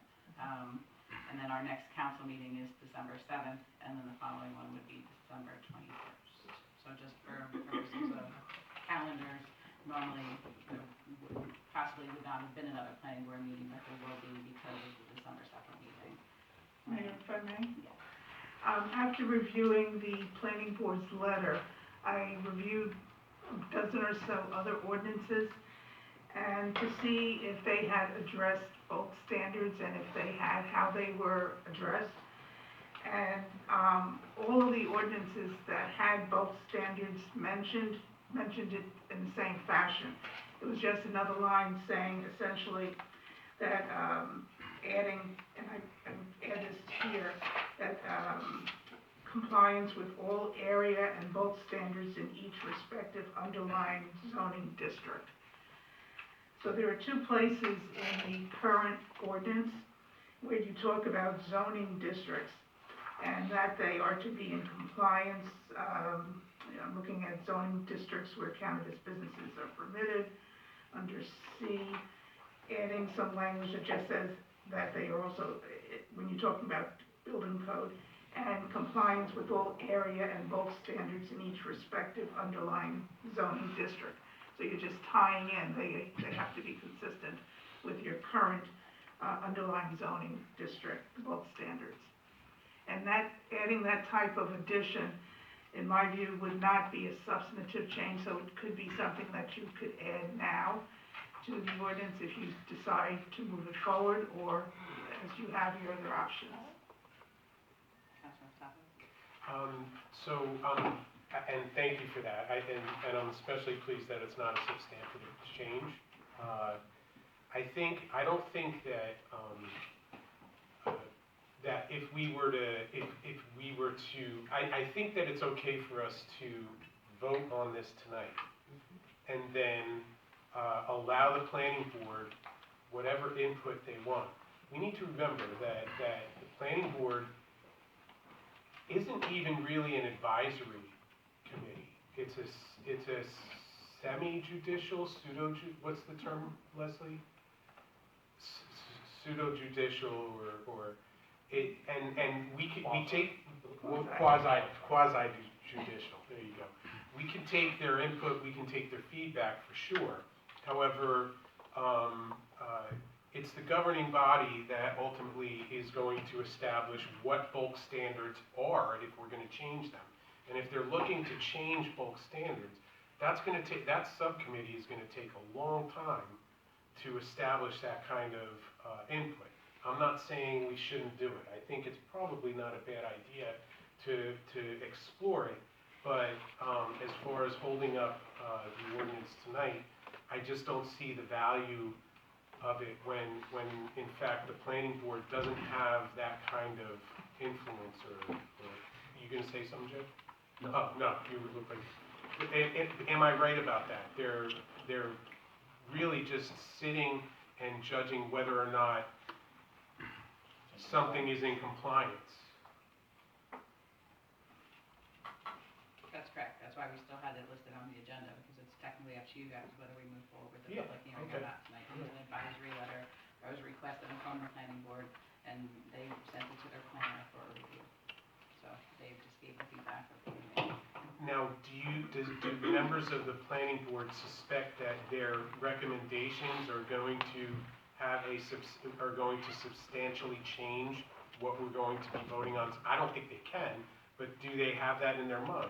Or is it just they want to have more opportunity to have input on this? I don't think it's a matter of simply they just want to have input on it, and I can't speak to how substantial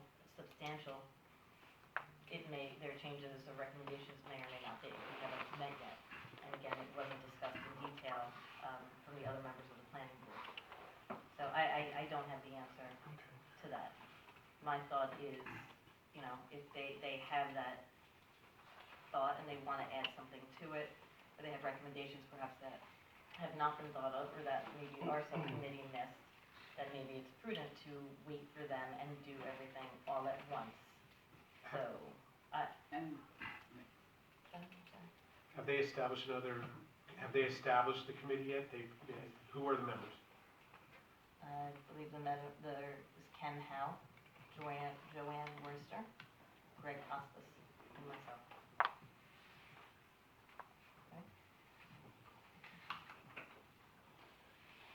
So at this point, we would just need to make a decision, and the way we would make that decision is if there's a motion and a roll call to open for a public hearing, or if you want to defer to waiting.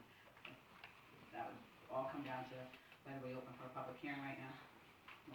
Motion to open a public hearing Required to read the ordinance by title. after she reads the ordinance by title. If we have a public hearing. Right, so if there's no, right, so if you want to read the title, and then we'll see if we get a motion in a second, and we'll vote for opening to a public hearing. A question. Yes? So, Ms. London recommended a statement in 2 places, so should we consider putting that in now? You know, I just wondering, like. It's an option, and we can hear from the public on their thought if this moves forward to a public hearing right now. And it would tie in the issue of the bulk standards not being addressed in the current ordinance. And as I mentioned, the ordinances that I reviewed that have been adopted elsewhere that did deal with bulk standards just had said that the business use, the cannabis business use, shall adhere to the bulk standards of the underlying zoning for such use. Michelle, would you like to read ordinance by title, please? This is an ordinance to amend and supplement chapters 25 zoning and 5 licenses of the Code of the Borough of Keyport, establishing land use regulations and licensing requirements for cannabis businesses. Thank you. If there's a motion, Motion to open to the public. Second. all in favor? Aye. Any opposed? Any any abstain? Okay. Any members of the public wish to speak on the ordinance? Or no? Mr. Lane?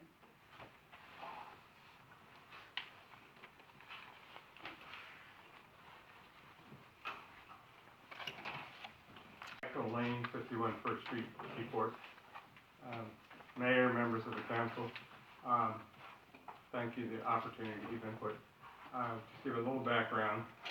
I headed up the element team in 1990 that worked on this ordinance, and I worked under Mr. Gallo's direction in 2018 on this ordinance.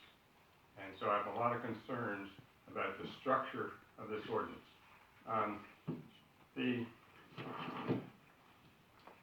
past practice has been to amend major ordinances like the zoning ordinance, the flood damage prevention ordinance, this site plan and subdivision ordinance, was to embed the changes, the additions and deletions to the existing ordinance with italics and underlining for additions, and with lineouts or brackets to items to be removed.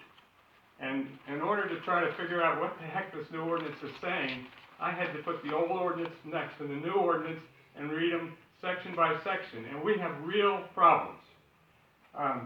The in addition, failed to implement, processes, because we didn't use that process of embedding the changes in the old ordinance. We have real gaps and flaws in this ordinance, and I'm gonna go over them. The cannabis is a permitted use, and there's a section, 25:1-9 GCD district, 25:1-10 highway commercial district, and 25:1-17, or 12, I'm sorry, for the industrial district, where we define the permitted uses. And we haven't defined cannabis as a permitted use in any of these districts. How can that be? You say it's a permitted use, but you didn't identify it as a permitted use in any of the districts. Oh, let me give you a handout. George, would you pass that? The first one? Yeah, the first one. Okay.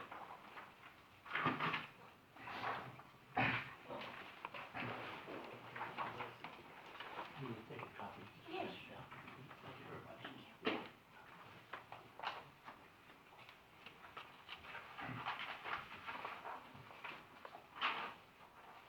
Just to clarify, if I may, please, is that okay? You're talking about our land use statute, our land use law as compared to this ordinance. This ordinance is modifying section 25:1, which is the land use ordinance. Right, and can I just ask a question if I could, Mr. Lane, I'm sorry? Yes, sir. If we were to adopt this, would we be codifying it in the land use, would we be updating the land use ordinance with codification afterwards? If it was passed. If it was passed, so what you're saying is that we haven't defined it in the current land use or as a acceptable use, but is that putting the cart before the horse? Will we do that, Mr. Lane, after, if this is approved? Well, what I shared with you is in the past, for all the major ordinance changes, so the council knew what was going on and the public knew what was going on, you embedded the changes in the existing ordinance with italics and underlining, lineouts and brackets. Understood. And that's a good practice, and this is not a good practice. Okay, so the issue you have is that we didn't template the old and just embed the ordinance into that. Yes, and because you didn't do that, how do we know what we're getting? I would argue it's defined in this ordinance, but go ahead. Thank you for the clarification.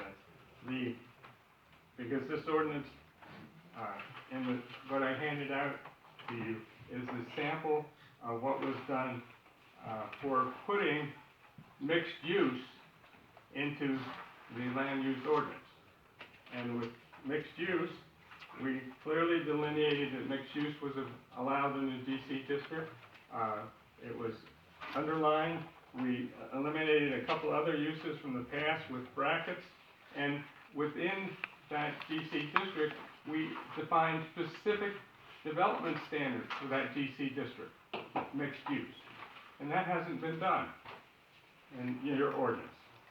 It looks to me like we're adding an entire section, like we're not editing other sections. But you didn't embed the information in the other sections. It's the same problem we have with the problem between 25:1 9.4 and 25:1 18.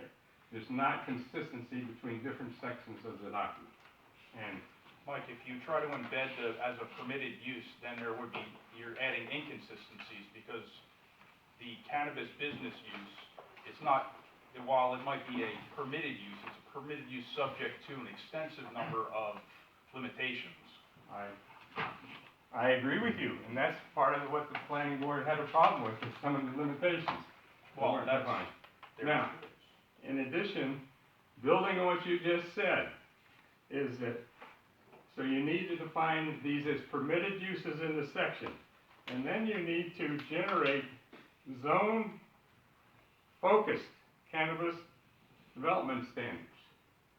You should have a cannabis development standard for the industrial zone that just talks about the industrial issues. You shouldn't have to read, if you want to have a cannabis business on the highway, you shouldn't have to get entangled in all the criteria for distribution, for growing, for warehousing, which is what this ordinance does. And so you need a focused development standard.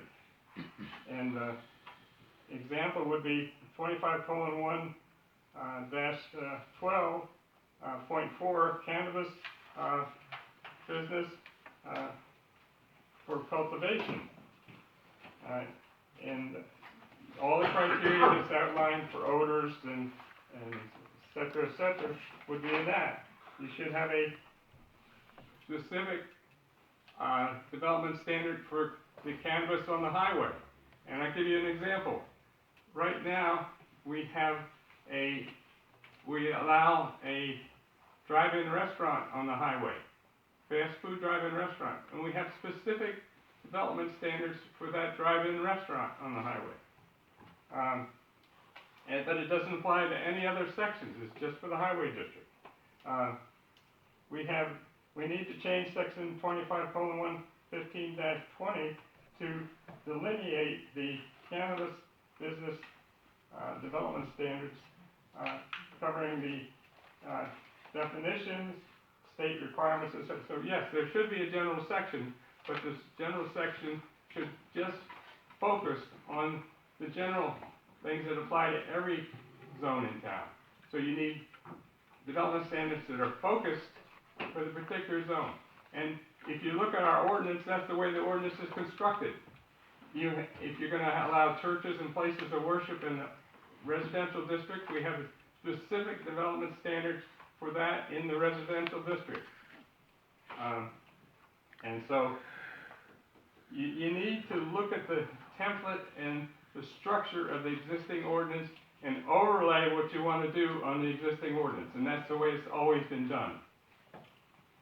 The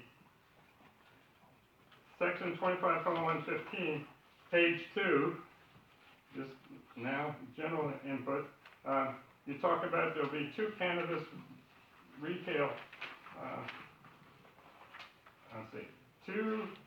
this is on page 3, 2 cannabis retailers shall not be permitted in any district.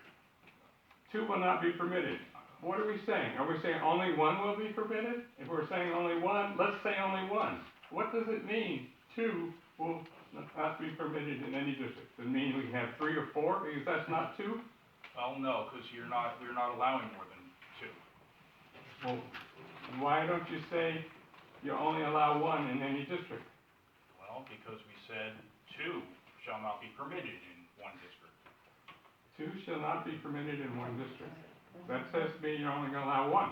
That's correct. So why don't you say only 1 will be allowed in the district? Your semantics? Yeah. You're questioning the language. I'm talking about the people sitting around this table trying to make a decision on what does this ordinance say. On 25:115-20 on page 3, curbside retail sales of cannabis not permitted in the GC. So is curbside retail sales permitted in the highway commercial district? Is it permitted in the industrial district? This is again getting back to be specific in defining and delineating these capabilities per district. And you haven't done that.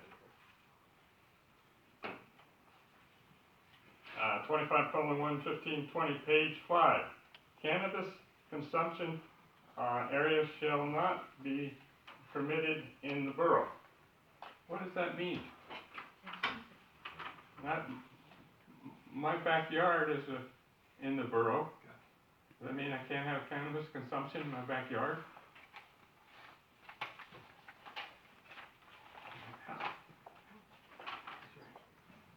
Again, you need to embed this in the existing ordinance. 25:1, page 10, page 5. No signage, promoting excess cannabis, consumption. How is excess cannabis, how is signage promoting excess consumption? How do you measure that? Who makes it? What's the criteria for judging whether this sign promotes excess cannabis consumption? On page 5, no cannabis business shall be located within the following distances from the specific land use identified. 250 feet for a licensed child care center, or residential children's facility. 250 feet of a school, either public or private, and 150 feet from a place of worship. I was sort of surprised at that, since the ABC rules are 200 feet from a place of worship. So that's an inconsistency. And then there are some items that were brought up at the last council meeting. You can't have a cannabis within 250 feet of a child care facility. Are we going to allow a cannabis operation within 200 or 250 feet of a fenced-in playground at Beach Park? I don't understand the difference. Parents bring their kids, I see it every day.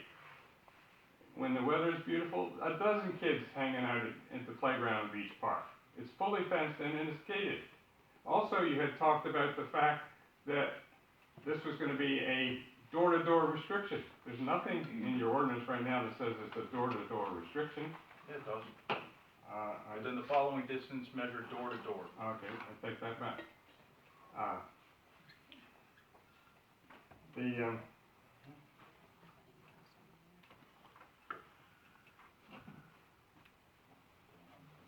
So, what was the criteria for defining the different setback requirements? ABC 200, yours is 250, churches 150.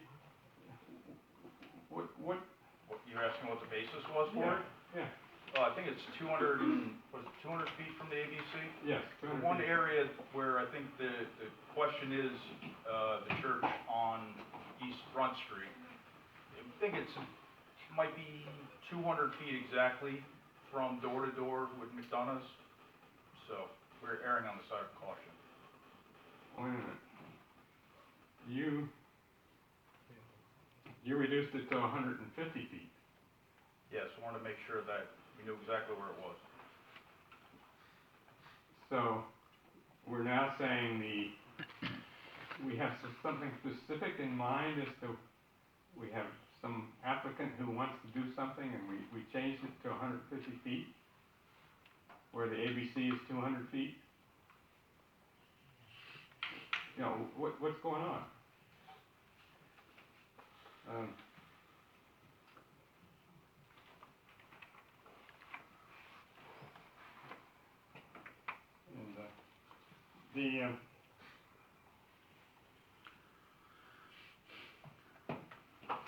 So I talked about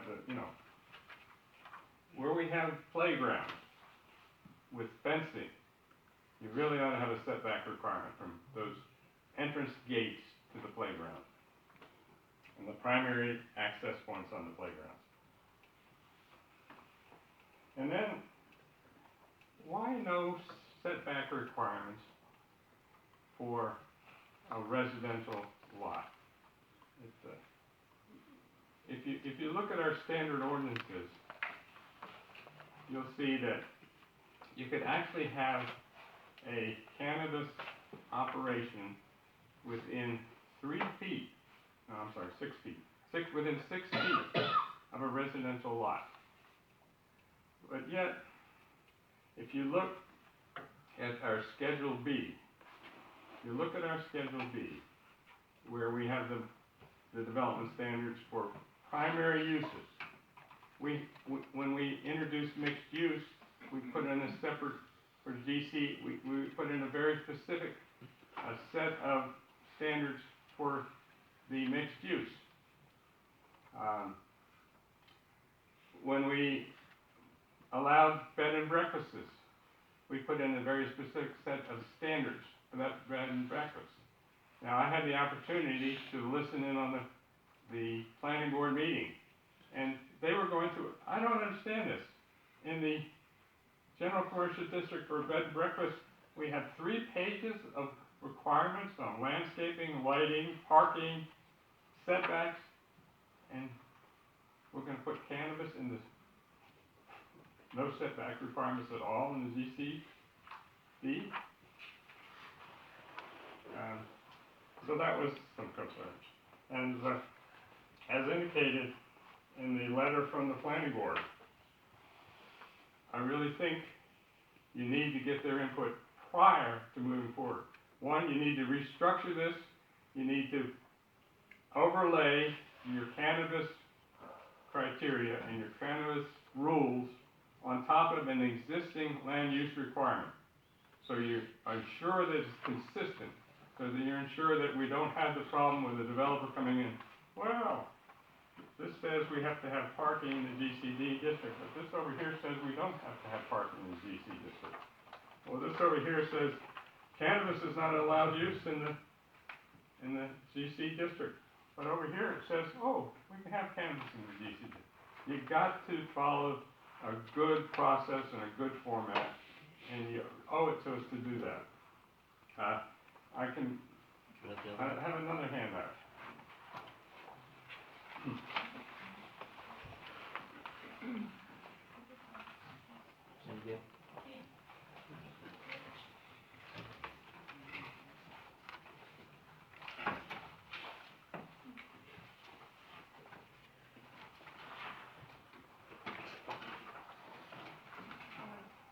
Oh, it's 2? I don't know. Is I there got 2 a pages, different Mr. page. Lynch? No, it's one page. Alright, maybe this is, I took that might be something else. Do you need it? No, I have it.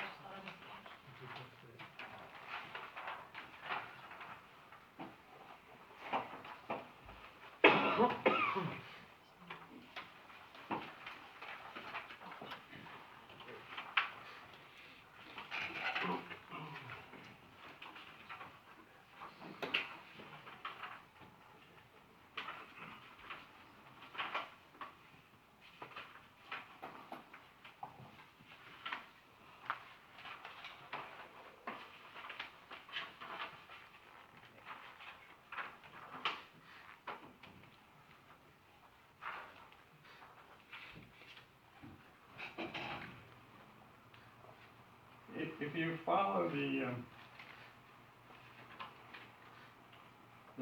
you look at the existing ordinance relative to our 3 zones, GC, HC, and I, you see that on the GC, we were careful and we put a note in there that said front yard, that said side yard and rear yard setbacks from the GC had to be 20 feet. But in the highway, commercial, and industrial, we don't have that requirement. You can be 6 feet. And one of the things that has been mentioned in the past, well, our industrial area, you can have a refinery, but that's not true. If you look at our ordinance, we were very careful in defining what kind of activities can take place in the the industrial district. And it's pretty restricted. And so you need to look at this, since it's a permitted use, this bulk standard in Schedule B, where, and it said, we have already identified in the line item or the GC for bed and breakfast, a very specific set of rules.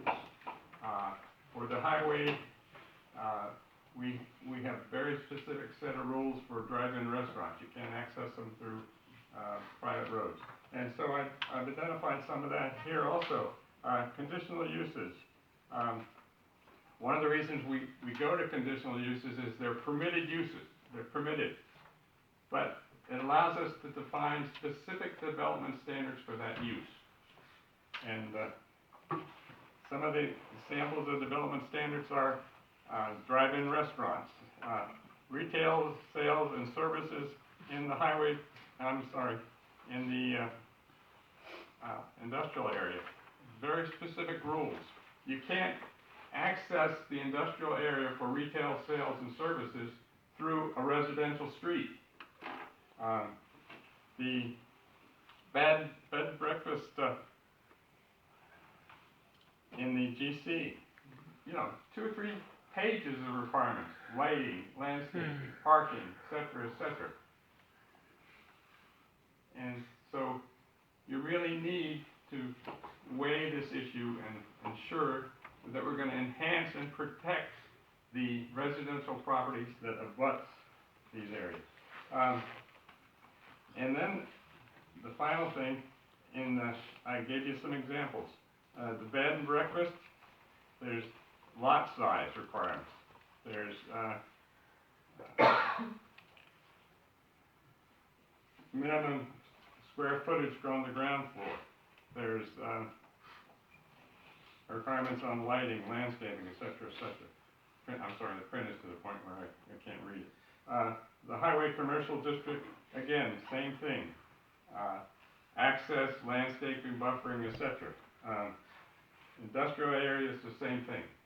You really need to work through the problem. And you really need to give the planning board the opportunity to give you those insights. Because they're the ones who's got to make the decisions, and they have to understand it. And so you really need to build this on the existing structure of the land use ordinance. And the best way to do that is by overlaying the changes you want to make, just as they've always been done in the last 20 years on the flood damage prevention ordinance twice now, and on the land use requirements ordinance, and the site plan subdivision ordinance. And I don't remember what we did on the master plan. But you need to overlay what the boundary conditions, what's permitted, what's not permitted, the development standards, and the bulk standards on top of the existing ordinance and in the same format as the existing ordinance. Thank you for the opportunity. Thank you. And I recommend you not approve this until that's done. Mr. Graham?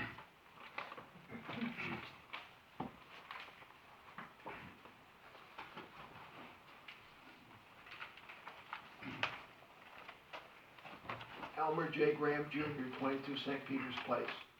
Listen, you all realize by now, the majority of residents of the state of New Jersey approve this with legalizing marijuana and stuff like that, especially the majority of residents of the borough of Keyport.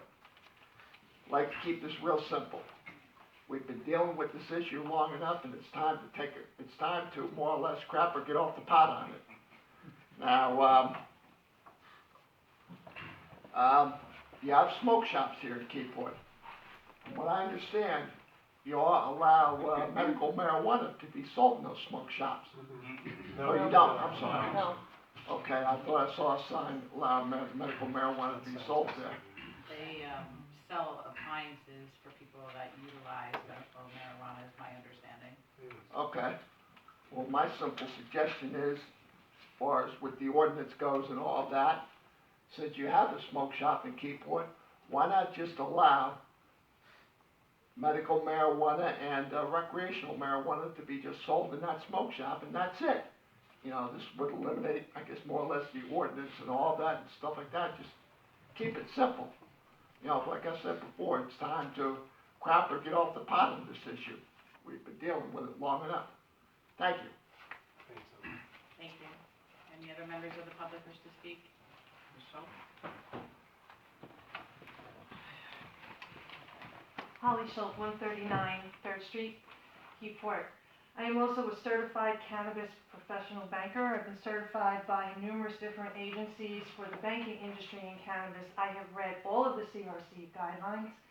I agree on one point. Let's make a decision and move on.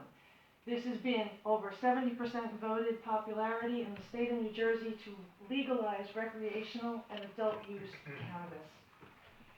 We will miss out on revenue opportunities because one of the biggest issues I hear around town is tax revenue. This is a way for us to make sure it is not being done underground, it is being done through a legal process. The application process for a business to go into this is extremely extensive. The application itself can't even be scanned into a scanner because it's probably this thick. Just to get a bank account, it is 45 different documents.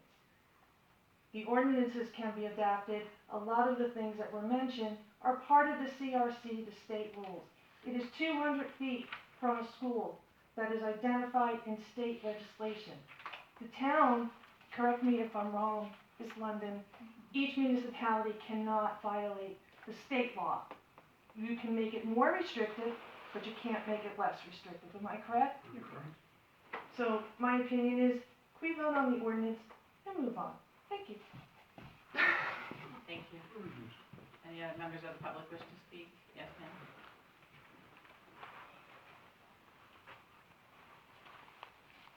Being a Westfall, 8 Teresa Avenue, Keyport.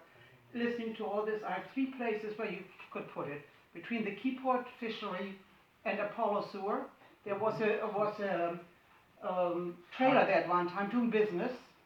You can get a barge in the water and have a way over there, or go into the Keyport Marina. In the back, there was the old Ray's restaurant. It's all business, and it's out over the way from playgrounds and whatever else. So that's my opinion for three places I could think of. That's it. Thank you. Any other members of the public?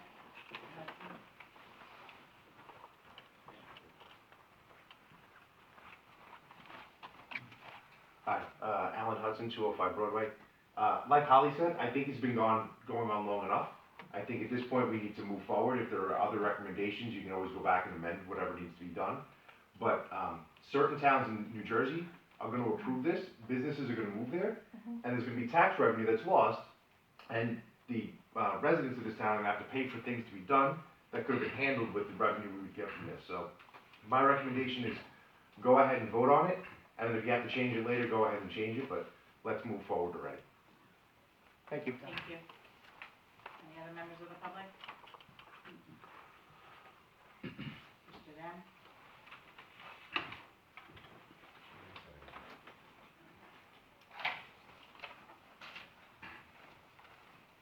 Elmer Graham Jr., 22 St. Peter's Place on this, about St. Peter's Place. I just have one more thing to add, especially in regard to the law enforcement of this. If this is approved, and which it finally should be approved, you have to be careful with the law enforcement on this because, you know, if someone's caught driving with marijuana, allow the police to do their job and enforce the law and stuff like that. Treat it as a drunk driving offense and stuff like that. Otherwise, that's it. Thank you. Thank you. Mr. Lee?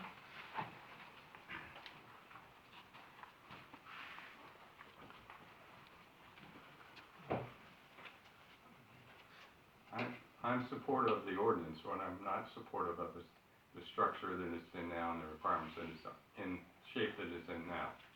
And it should be easily fixable by the December meeting. The other thing is that we had an issue a few years ago where a business, a gas station, wanted to put in a facility for washing cars. And the problem was the facility was going to be at the intersection of Broad and 36. And the cars would have been backing up. There was only enough space for one or two cars to lead into the car washing facility. And the cars would have been backing up 4 or 5 deep at the intersection. And so, fortunately, we had a requirement that it wasn't a permitted use, and we were able to block it. Another example is Friendlies, where I used to love to take my grandkids out on Highway 35, has put in a coffee shop, Starbucks. And you can see multiple days, the parking lot is full and the cars are backed up onto the highway, creating a traffic problem. So you really need to think about the boundary conditions for the highway application for cannabis. I'm not arguing against it, but it's gotta be a big enough space, you gotta have criteria on, whether it's gonna be drive-in, pickup for cannabis, and how much, parking and access roads you're gonna have. The same thing is true for the industrial. I think everybody understands that majority of people voted for this, but that didn't vote for the ordinance criteria in terms of how it's gonna affect the town. And that's the responsibility of the borough, to define the criteria. Thank you. Thank you. Any other members of the public? Marla? Yes. John Merle, 34 Broad Street. I agree 100% with Mr. Lane, and to further that, the state has put municipalities in a pickle.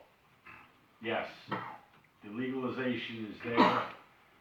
No one was prepared at the state level. It was passed.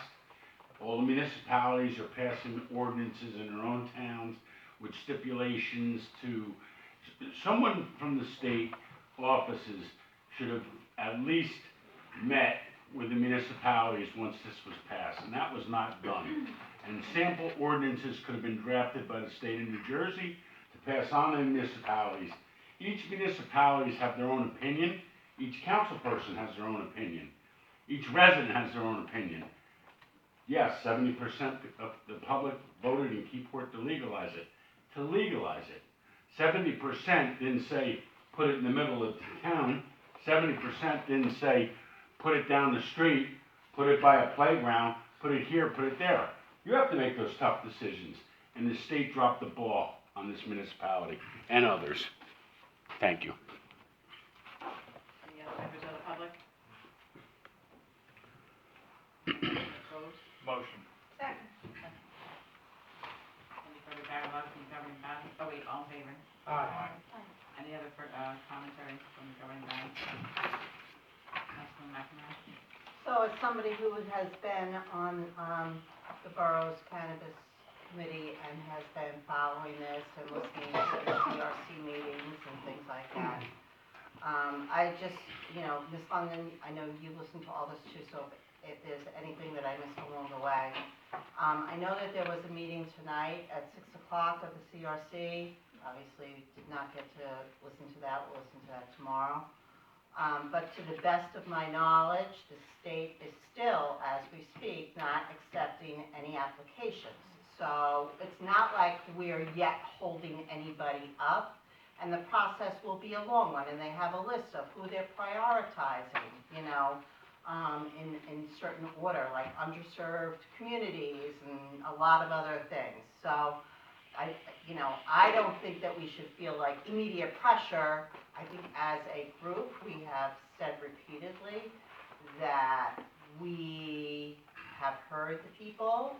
We're proposing 2 of each type as part of this. But I do think that it's important to be very specific and not have to worry about some of the zoning issues. And I don't know what the time frame will be with the planning board giving us any feedback, but I think that since the CRC is still not even accepting applications, I don't know that it really delays anybody for us to wait and see what planning board has to say. And I think, being able to tighten stuff up and not have to go and undo it is we still have the luxury of time, in my opinion. And, to speak to Mr. Merla, the state did put us in a pickle. The CRC wasn't even formed until April. The vote, the positive vote from everybody, 70% was, January. I mean, you know, when everything was signed, right? We voted in November, it was signed in January, but there was not even a committee until April, and the first, I don't know, 3-4 months, all they talked about was medical marijuana. We didn't even get to this. So I guess the other thing is, next week is the conference. So the New Jersey League of Municipalities has their 3-day conference next week. Every single day, cannabis is on the agenda for different sessions. The middle day, I think, is one of the more interesting ones because it's going to have representatives from the CRC as well as the League, specifically talking about the issues surrounding municipalities. I think the combination of that information and feedback from the planning board is something I would like to know. So, and again, I think we're saying we want to do this, it's just making sure that this, you know, those I's are dotted, T's are crossed. Any other members of the governing body have any commentary? You know, the problem with the waiting for the planning board and the bulk standards is that we can set actually a bulk standard of you have to be 50 feet, that the planning board can say, nah, we're not gonna pay attention to it, we're just gonna grant the variance. So, in all honesty, I don't think it's any different. While yes, this is a cannabis business, but these are specific businesses, and to the extent that, you know, the planning board wants to set different setback requirements or anything like that, I guess they're more than welcome to do so, but I think that this ordinance, as drafted, has been kicked around for probably the last 6 or 7 months, and that, like Mr. Grimes says, it's time to, what's it, crap or get off the pot. You know, I could have said the S word, but no. No. Nah, it's a family establishment here. But, you know, so, well, yes, but, and all the I's are dotted, the T's are crossed, I mean, those items, and I think that I could probably debate Mr. Lane enough with statutory construction and statutory interpretation about how the more specific codes will trump general codes, so that, you know, you're not too much jumping back and forth. We made these specific as possible in terms of what would be, or at least what the neighbors or anything would be. We left the bulk standards alone because it's gonna be a business, it's gonna be an industrial business, it's gonna be a cultivating business. Probably the cultivating business, you're not even gonna know it's actually there. But in terms of a retail, while yes, this is going to be cannabis, you have the smoke shop. We didn't set, okay, now we're doing the smoke shop should be 40 feet instead of 50 feet. You know, so to the extent we try to over-engineer this, it's just going to be an absolute disaster. Sometimes, you know, we say, we fit this in, and we say this is a cannabis business, but the main part of it is, besides the fact that the state is going to be locking this down, the CRC regulations are going to be pretty much, I would say, pretty strict in terms of this. More strict than the smoke shop is probably going to be. So again, those things, we don't have any issues with that. I think that we should move forward with this. I think that we deserve, that the town, citizens of the town have been asking us to do this. So I think it's time to do it. If you want to fill in issues later, then we can move the smoke shop building back an extra 10 feet or so also. But to that extent, it's time to move forward on this. Councilman Good, I just want to clarify though, you're saying that it was out there for 6 or 7 months. It didn't get posted on the website till about 10 days ago, because I had to beg for it after the intro for it to even get put up there. So the public did not have it for 6 or 7 months. This is essentially the draft that we were Essentially, talking but about. not the same. Not the exact words, And it the wasn't, exact it was words. removed from the website, so it did not get put up until well after the introduction. So I just want to clarify that, I'm not just saying the public didn't have it. Councilwoman Checo. Then what's the language that we would want to possibly add about bulk standards that's not a substandard?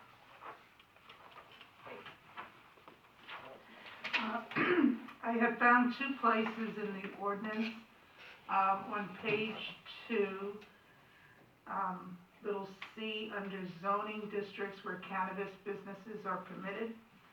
It reads, cannabis retailers and cannabis delivery services are permitted in the following areas, subject to applicable provisions set forth herein, state law, and all other applicable codes and regulations, including but not limited to the building code. And what I would add there is, and compliance with all area and bulk standards in each respective underlying zoning district. And then there's the second part on page 3, also part of C, number 2, that talks about cannabis cultivators, cannabis distributors, cannabis manufacturers, and cannabis wholesalers are only permitted in the industrial district in accordance with all applicable provisions set forth herein, state law, and all other applicable codes and regulations, including but not limited to the building code.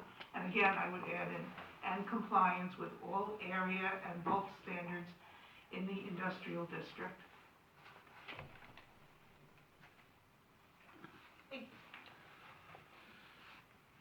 And again, this was consistent with the ordinances that I found through, from West Cape, May through North Jersey. I looked at probably at least 12 or 13 different ordinances.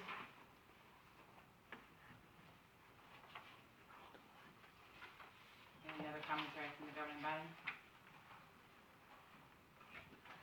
I'm sorry, again, I kind of want to say, it's not that I am against having cannabis. I'm here as a subcommittee and working with Councilman Good and Councilwoman McNamara on this. So it's not a matter of not allowing it in town. It's a matter of making sure it is buttoned up so nothing comes back to haunt us in the future. What are the issues with not approving it today? I understand, Kathleen is correct, and Councilman McNamara. Nothing is being approved by the state. So we're rushing to put this forward, and it's not because we don't want it in town, we obviously do. But what is the problem with waiting for the planning board to come back, buttoning it up, putting everything in that we feel we need? We have an opportunity to tighten it. The state can come back and say what they want to say. We have an opportunity to tighten it all up.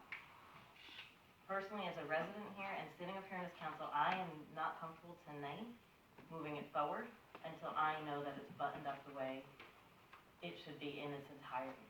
I'm not comfortable with amending it later, and I have taken this cautious approach the entire time we've been on this, the entire time we've been discussing this. So, let me ask a question. If we're discussing the bulk standards, like setbacks, how is the planning board making such a determination of whether or not it should be 50 or 60 feet as a setback? I mean, what is the basis? New Jersey doesn't have any bulk standards in terms of cannabis business. There's no history here. And specifically, each municipality is going to be different. So if you're putting something in Colts Neck, where they have large lots, so what's the basis for the planning board's determination as to what the bulk standards are going to be? don't know, we didn't have the conversation yet. I mean, but how could you? That's really the question. Okay, so we couldn't, but that's what part of the conversation's gonna be. We can, No, I mean, what is the basis? I mean, if you're gonna say, okay, we're gonna come up with something, and the planning board's gonna report back and say, instead of in a retail, in the highway commercial, we instead want not 50 feet setback, we need it 60, or 100. What is the basis for those determinations? It's not the master plan. Well, the master plan doesn't have anything, Right, with but it's regard to. not, yeah. So generally, it's a retail. What is a retail setback? I mean, that's essentially what we're doing. So I don't know how that determination is going to be made, because I think it's going to come back to say, well, it should be 60. And, again, the question becomes, what is that based on? Councilman McDermott? And just to I'm gonna kind of put a correction there. Every time we met, we've actually amended this document. Every single time we've met. So to state that this document's been there for 7 months or something, it's not, it's been changed every single time. So we need to also acknowledge that. So it's evolving even as we're here, sitting here.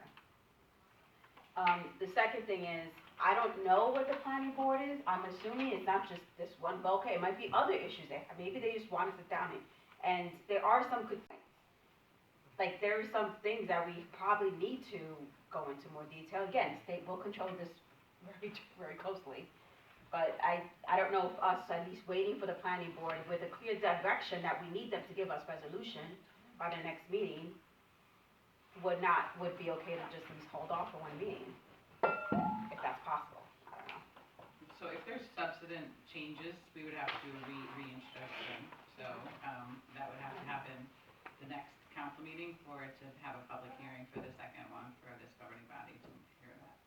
Councilman Pacheco? My concern with waiting is that I never heard it definitive that we would have the recommendations from the planning board by the next council meeting.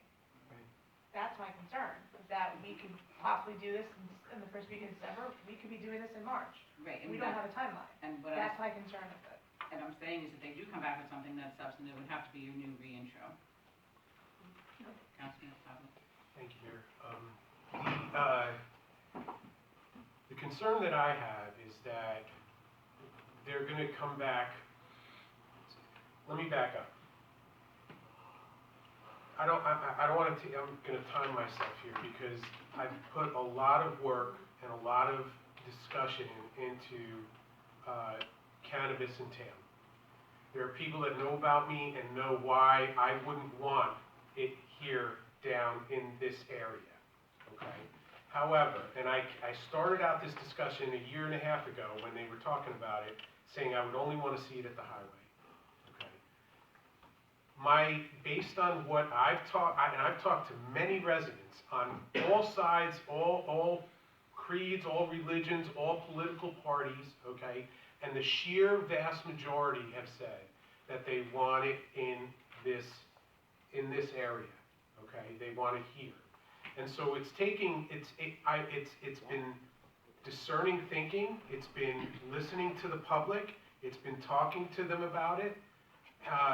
Not everybody agrees on it, but the majority says it would benefit the town and we need, it should be in this area right here in the downtown area. My concern is that if the planning board comes back and says, these are the new bulk standards we're recommending, and they standard us out of the downtown area, or even this, or we have spent a lot of time on this, and now the planning board, and not only that, we've had a number of public sessions where members of the planning board could have come and participated in those sessions.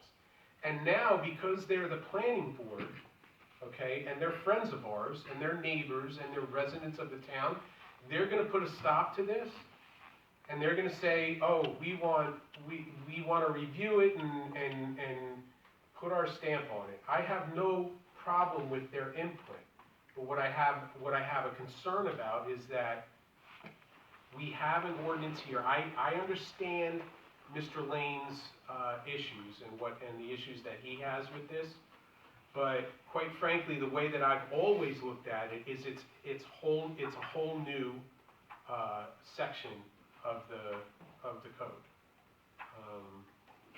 I guess what I'm trying to say is that how much we could say it's not going to go on and past December, but it could go on past March.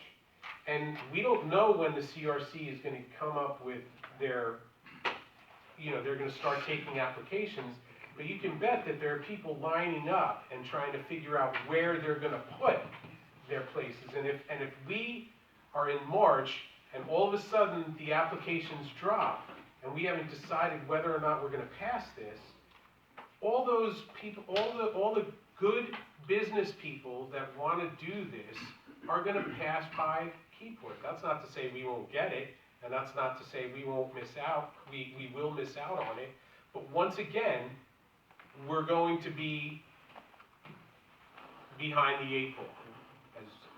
I don't know if that was the expression you used, but that's, you know, we're gonna be standing here and asking cannabis businesses to come in, and maybe they will, maybe they won't, but they will be in Red Bank, they'll be in Atlantic Highlands, they'll be, you know, so.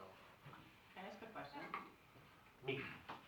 And anyone, why, if there's, this, you know, you have these conversations with so many, people in the business districts, why are we limiting it to, how many? So, whether you wanna say one or not two, or three, not three or four, but one? If there's such an interest, why are we narrowing it?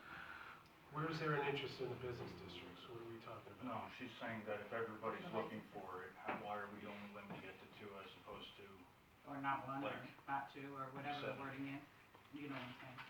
Oh, I thought that, I Now thought we're it was a getting into fair, philosophical, I thought it was a yeah. fair,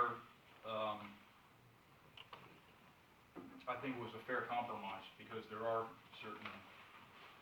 certain populace that is not interested in having it done, so having it, you know, thrown and just all specifically clustered or something along those lines does not add to the overall diversity of our businesses.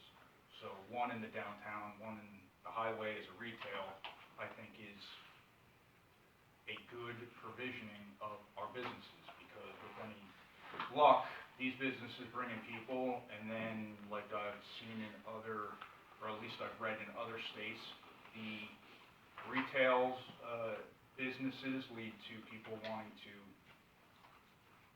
this is gonna sound eat, but that's not even a, I guess my I question wasn't is yelling coming from that, you know, tonight the smoke shop was referenced, and then we all know that the owner of Down to Earth Wellness has been to the public meetings on this topic.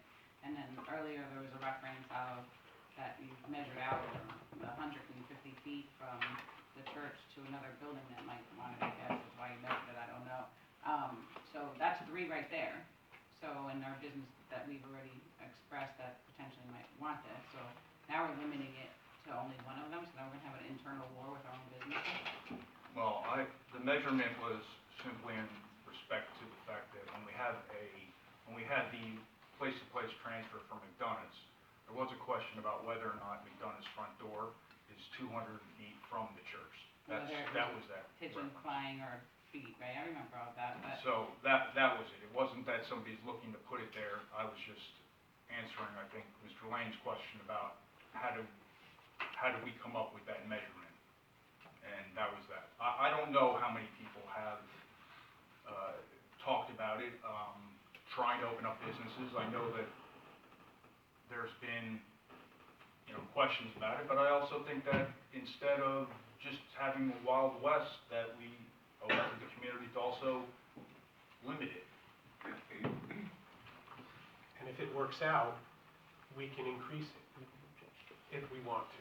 But, you know, right now, I'm very comfortable with the limit. Councilman Patopoulos brought up a point where he said businesses right now, and I agree with you, are looking at all of ordinances and everything in every town to see where they're gonna fit, how they're gonna fit, and how they can get in on where they would like to be. But if we don't have the documents that can actually outline what they can have, how they can have it, and where they can have it, aside from the location that we've already delineated, then what they're gonna be looking at is gonna be amended at some other point in time. We approve this tonight, people are gonna be looking at it, tomorrow, the next day, a month from now. I say, oh, look, I can fit here, and I can do this here, and, oh, there's no exclusion there, so I can go there. And now we're gonna amend it later, so what are we doing to those businesses that said, oh, look, I can go right here, now we wanna amend it because we wanna approve it tonight and not wait for the changes and buttoning up the standards. In that case, though, Councilman Davidson, I understand your thought process, but if they had an application in already, it would have to go by what was on the books at that point, not what we were gonna propose later. And Okay. also, along those lines, every business has that issue. If they're gonna put in, and then all of a sudden, the town decides to rezone it. I mean, And that's the moot point all around that. Right, it would go by when their I application mean, is in. so, I mean, so that's always a question, if we're gonna say, again, I don't know why we're hitting on the smoke shop, but they wanna put another smoke shop in and, you know, do we say, okay, now it's gonna be a setback, every business is gonna have the same issue about whether or not they do the setbacks and change the setbacks, and they're either gonna be grandfathered in or not, but I think it's time to motion Mayor, and move forward. Mayor, may I join in? A couple of points, if I may. First of all, my way of thinking of it is that cannabis is a product, it's not a class of business. While Mr. Lane makes a point as to his objection to the manner in which this is being integrated into our development land use ordinance, one way to do it would be, I believe, as he's proposed, which is to take each zone and add it as a permitted use and, you know, overlay the additions to the ordinance next to the existing ordinance. Another way to approach it is the manner in which this has been proposed, which is an overlay in the land use sense that we have existing zones. We're not touching the zoning districts that we have, but we are simply designating what is permitted in each of those zones for these retail, industrial, manufacturing businesses that happen to be selling or dealing with a product that is cannabis. Bulk standards, as I understand it, typically are related to the property and the bulk structures constructed on those properties. They are not specific to the type of business. Bulk standards are generally driven by the existing pattern of development within a community, which is why, for instance, our general downtown commercial zone has very minimal, in most cases, zero setback requirements, because that's the existing pattern of development. The whole discussion, as I see it, on bulk standards, whether they should be included or not, is mostly a non-issue. As we're talking about existing or retail businesses that are selling this product, cannabis, primarily will be located within existing structures, either on the highway or in our downtown zone. The existing bulk standards that we're now referencing reflect those existing patterns.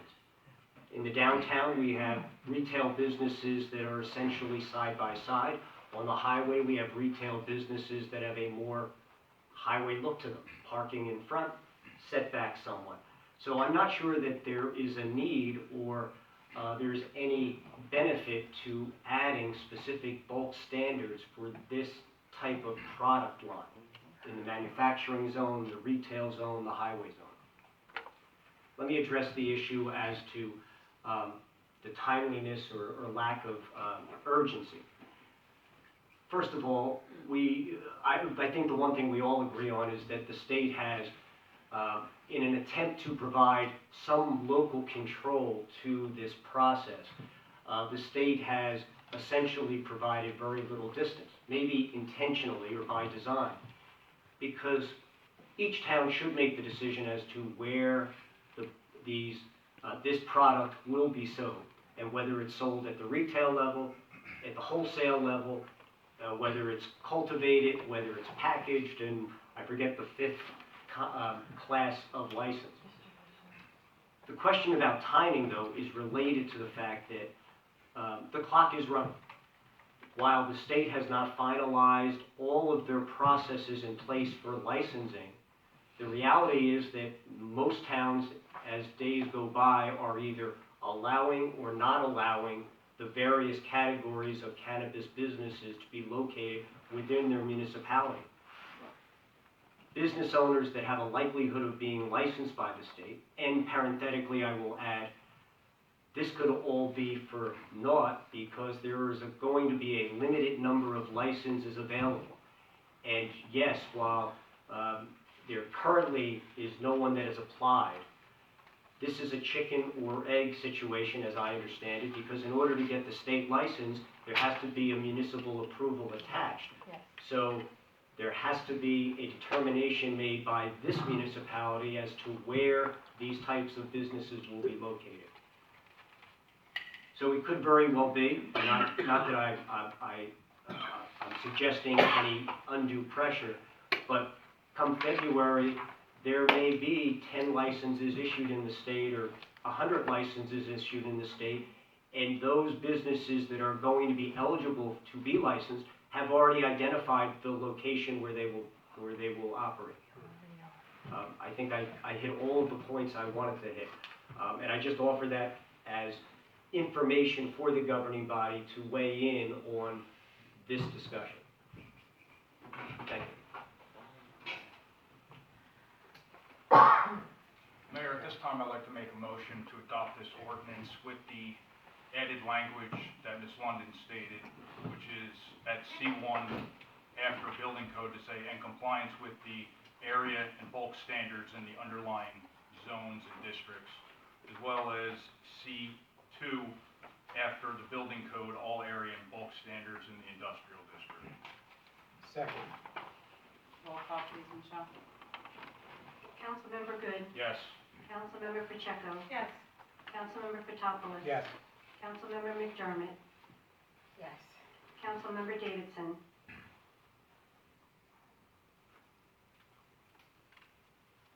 Yes. Councilmember McNamara. No. Ordinance passes. Motion to authorize the clerk to publish the ordinance as adopted. Motion. Second. All in favor? Aye. No opposed, abstained. Communication by consent. We have items number 1 through 4 for approval. Any commentary? Any more questions?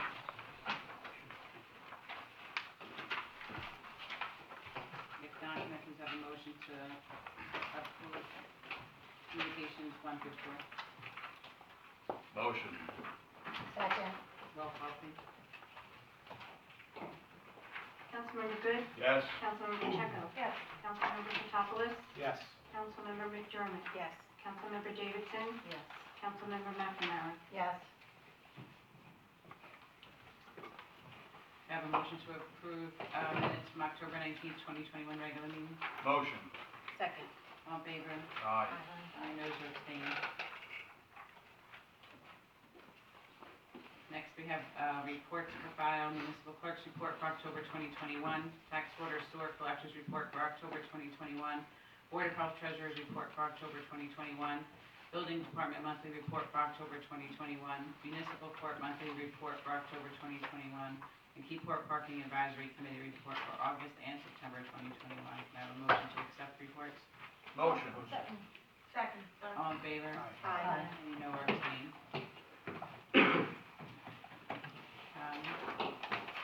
Next, we have new business.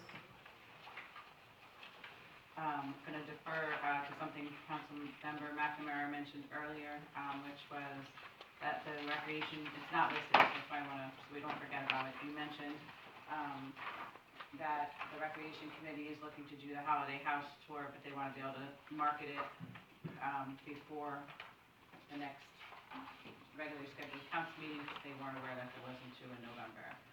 So, there is a dollar amount that's attached to that, I believe. 175 in total. So, council members, while I don't have a resolution before you, or communication before you, you can put that on for the next meeting unless there's a strong abstention to wanting to do such thing that we've done past practice in years before. So, I'm sorry, that confused me. Are we voting on the $200 tonight? I don't have that in front of me for tonight, but I just want to make sure there's no extension for them to start advertising it, and then in October, in December, and you guys were like, actually not, I'm never gonna vote for that, then they wouldn't even start advertising it until the next meeting. Can I make a motion instead of coming up with a resolution? I can make a motion for the question, right? Yeah. I don't think it's a substantive amount, so I don't. I make a motion, what was the amount? $175. I make a motion that we approve $175 to the Recreation Commission Yes. for the use of the house tour. Not holiday. Holiday house tour. Holiday. Decorated, Yeah, decorating. not tour. Contract. Someone seconded it. I second. Victoria seconded it. Okay, and since it's mine, I can have a roll call,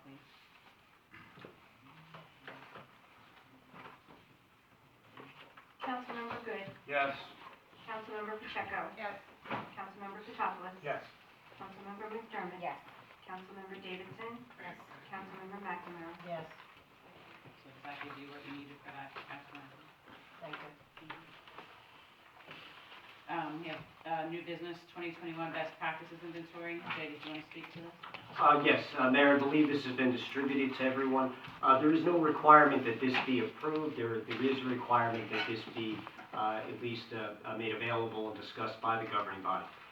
This is a requirement. The best practices inventory is a series of questions. This year it totals 48 questions that are issued by the Division of Local Government Services, and they are intended to be just that, best practices in municipal operations. They cover a broad variety of operations and financial practices within the municipality.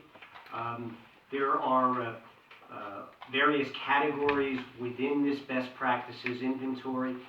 Some of these are scored in the sense that a portion of the municipal aid, not that it is materially significant in the case of the Borough of Keyport, but the state aid that we do receive is conditionally contingent upon the scoring. Based on the scoring of this inventory that has been answered by the CFO and submitted, we are receiving 100% of our state aid for the current year. There are, as I said, various categories of what the Division of Local Government considers core competencies, best practices, and some of these are frankly just unscored survey information that the Division of Local Government Services uses to obtain information on various practices throughout the state. I don't know if there are any specific questions that the governing body has at this time regarding the answers. Some of these are prospective, that they will be implemented in the coming year. But for the most part, as you can see, they do cover a variety of municipal operations.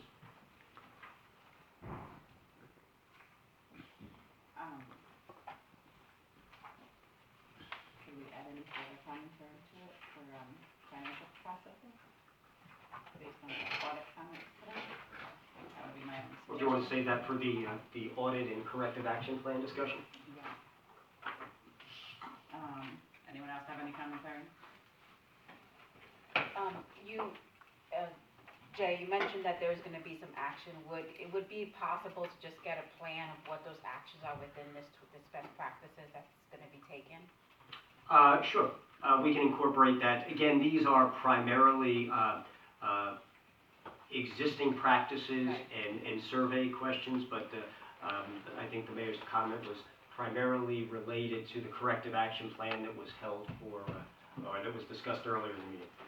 Well, mine is not just that. I think generally it'd be nice to get like a area development. This is what we plan to do based on the surveys. Mm-hmm. You know, this is where we're strong.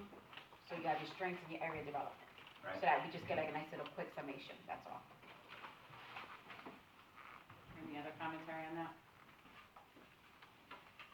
Next, we have the Monmouth County iTax My Shared Service letter. And Mayor, this information is the announcement that the Monmouth County is undertaking a program where they were taking the lead in the digitizing of tax maps. I would recommend that we move forward and agree to participate. The initial cost is zero to the borough as far as the first phase of this process.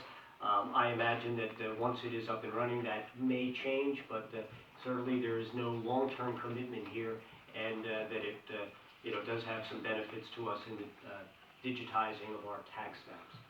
So, to that point, I know I've talked about it numerous times with several attorneys since I've been sitting on this dais, and the importance of getting stronger teeth to current legislation about zip codes.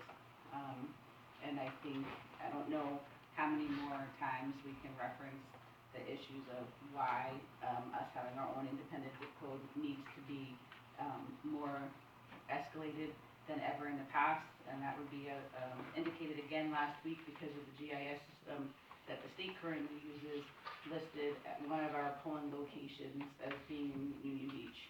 So, I do have reservations on this,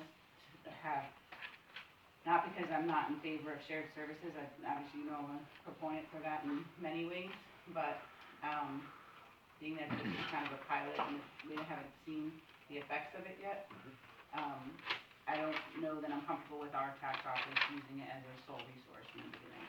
So that would be my reservation, just due to numerous, issues we have with, the defining of the zip code because the 5 municipalities sharing the same zip code. So we've seen it, in a major way with our emergency services being an issue. We see it with real estate listings being a continuous issue. Even though there's legislation making that illegal, every municipality must put their floor code in the MLS listings, and they are not doing that. If you go on realtor.com, that is having a huge detrimental effect to Keyport. And then also the whole situation with Monmouth County, when we had the COVID numbers listed. In the beginning, we were showing to be an extreme hotspot because they were not backing out the floor codes of the other 4 municipalities. So they had to hire additional staff to be able to do that on a daily basis. They've now relocated some of that staff, and that's why we're not getting reports as readily as we were, and we're only getting them about once a week now because that has to happen across the county. So while I want to jump on board with any type of shared service topic, because we need to be more prudent in those areas, I am a little hesitant on this one. Those are my comments. Thank you, Mayor. Jay, is this going to update the index maps? I'm not sure the particulars. The underlying goal is to take existing map data and digitize it. Currently, our tax maps had not been digitized, is my understanding. Correct. We do have the tax maps in AutoCAD, Okay, so technically they are digitized. But we also have the GIS as well, so I know we do submit that to the county every year when the tax maps are updated, so the county probably has the most up to date From us, from us. that Correct. we review, whereas opposed to this would be them telling us what our, I want to stay up, so why aren't those updated index maps uploaded to I don't even know what it's called, I'll look it up, but it's the tax, where I get tax maps. Mod 4? It is Mod 4, but it's a specific website. The maps themselves in the county? Yeah. I think that's a private vendor that you are most likely dealing with. Anyway, so the latest that we have, I think, is 2013, Mike might know. 2013. 2013. Talking about the county clerk. Yeah, the county clerk map, yeah. So will they be updated? Will we finally get 2021 or 2022 through this? We can make that inquiry to the clerk's office and just see what the discrepancy is, but I do know once the tax maps are updated, they go to the county once they're updated every year. So. Okay, so we'll have to take care of that. Now, back to, I appreciate your zip code conversation. Where does that fall into block and lot and tax maps? I just feel like whoever's gonna be operating it isn't as well versed as, to the issues that we face in this area, that we cross 2 county lines with our zip code and it's 5 municipalities, so I just. So it's another issue besides the tax maps, right? Okay. I just think it's a broader thing that I don't really know that we should be ready just to let them make a decision on our tax maps. I think we should still keep our own systems going and maybe look into this one. But I don't think it should be the sole source, if that makes sense. So are we gonna lose I'm sorry, Councilwoman, are we gonna lose our source of tax maps if we go with this, or is this essentially a pilot to start? The technical aspects of this are beyond my really capabilities. Can we table till we get more info? Well, we're not looking to take any action Okay. tonight. This would be for future action. It is my understanding that the data as to any tax map changes, consolidation, subdivision is initiated at the municipal level. Okay. Sorry, I thought we were taking action tonight. I apologize. I just have a question. How long is the pilot projected? So how long is the pilot and when do they anticipate releasing the initial? Based on the agreement that was provided, there's no cost for the municipality for the initial two years of the service. And during that initial 2 years, the county would pay for the conversion and maintenance of all parcels. Thereafter, there is anticipated to be a per parcel maintenance cost, which is not outlined in the agreement. Any further questions on that? Next, we have on from business person-to-person transfer of liquor license. So do you know why we're paying Mr. Bowling? Mayor, this is, as it's indicated, a person-to-person transfer of the liquor license. Currently, that is known as Uptown Bar and Grill LLC. It is a requirement that there is no requirement that there be a public hearing on license transfers. However, if before a license transfer can be either denied or any special conditions placed on that, there would have to be a public hearing. So this information is distributed to the governing body, and the question is whether there is a need to schedule a formal public hearing on the transfer.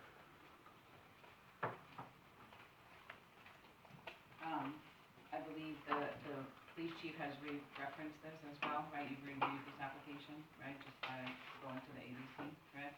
Yes. We submitted our findings To as the well. ABC, right? So we've already done all the vetting, right, that we need to do as far as the municipality, correct? That's correct. So, anyone on the governing body feel that we need to schedule a public hearing? Is that what you're asking? If there is no need for a hearing, it'll simply be listed for formal action at the next meeting. As a resolution as opposed to a public That's correct. hearing? Anyone opposed to it being listed as a resolution? Hearing no opposition, and that's how we'll move forward.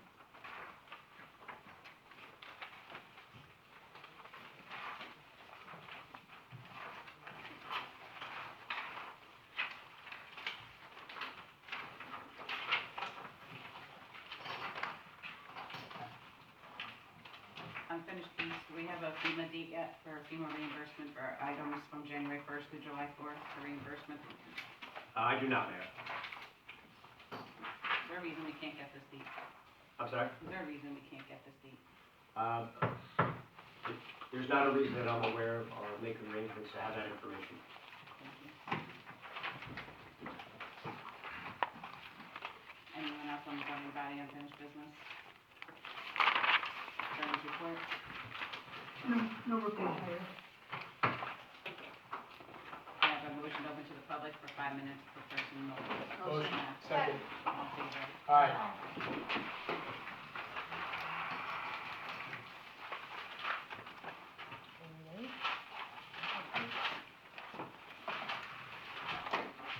Sorry. I'll be quick because I wrote it out so I don't go long-winded. Holly Schultz, 139 3rd Street at Haven off the Bay. As a homeowner in Keyport at Haven off the Bay at 3rd Street in Waverly for the past 9 years, I have not witnessed flooding issues as we have endured recently prior to the road resurfacing project of spring 2020. I do want to start out by thanking Councilman Fotopoulos, who I personally witnessed get on his knees with his bare hands into 2 feet of water to dig off a drainage grate, and Borough Engineer Taylor probably needs a new pair of pants and dress shoes for walking through the floodwaters to try and help us out on September 1st. Arguments can be made as to whether the project was the cause of this new flooding, but issues are outlined in a memo of 4/16/2020 from CME Associates Trevor Taylor, Borough Engineer's Office, to then Acting Borough Administrator Tom Henshaw. Some of the key bullet points on that: suspected storm sewer failure at 10 East 3rd. Remove debris from terminal storm manhole near 7 East 3rd, 18 inches of silt and debris. However, blockages obstructing greater than 2/3 of the pipe diameter extend both upstream and downstream an unknown distance.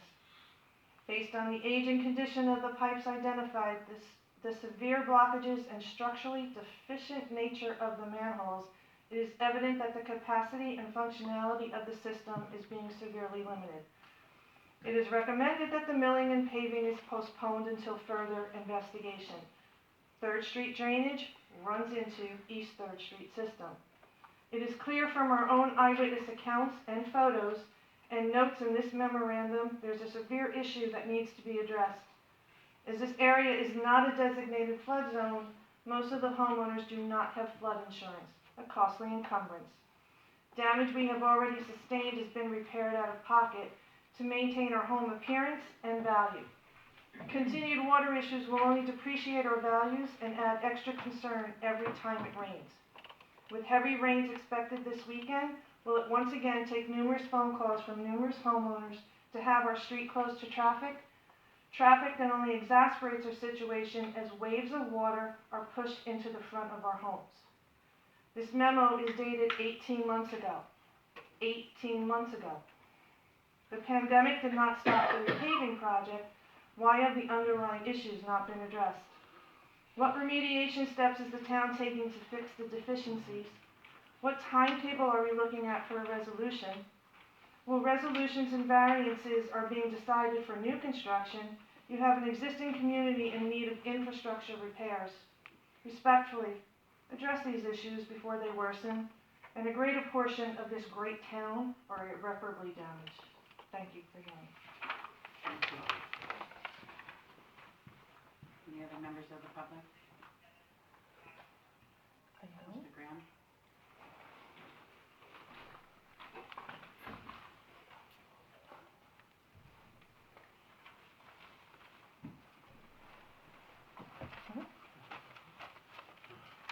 Elmer J. Graham Jr., 22 St. Peter's Place. Madam Mayor, I realize, of course, we're going to be at the Vietnam Veterans Memorial on Thursday for Veterans Day. When are we going to have another Veterans Committee meeting after that? I don't have an exact date, but I will send an email when we schedule the next one. What's that? I do not have an exact date, but I will send you an email when we have one. Okay, all right. Thank you. You're welcome.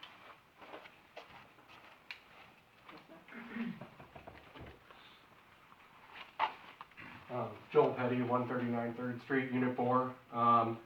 I think Holly just hit most of the points of the flooding that we've been dealing with there. I would like to add on to that there really hasn't been any discussion during this council meeting on the topic. I think you said, maybe 2 sentences about the last flooding event, but it was significant again.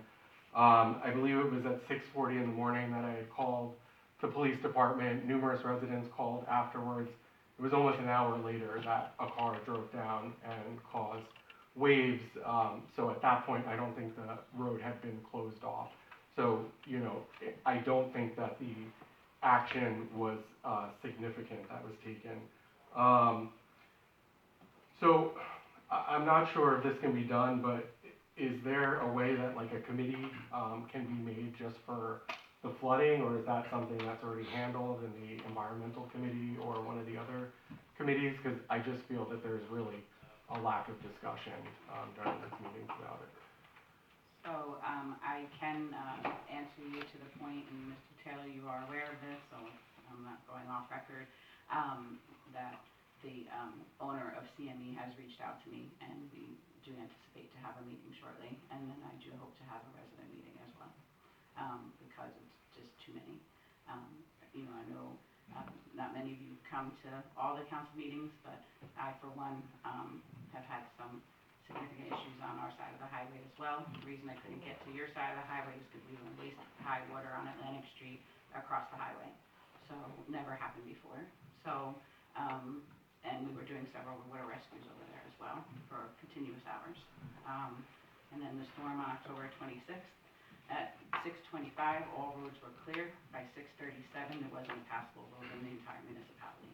So it was a fast action storm again, but there are significant issues that have not been resolved or addressed. And I have conversations and emails back and forth going on 5 years at this point.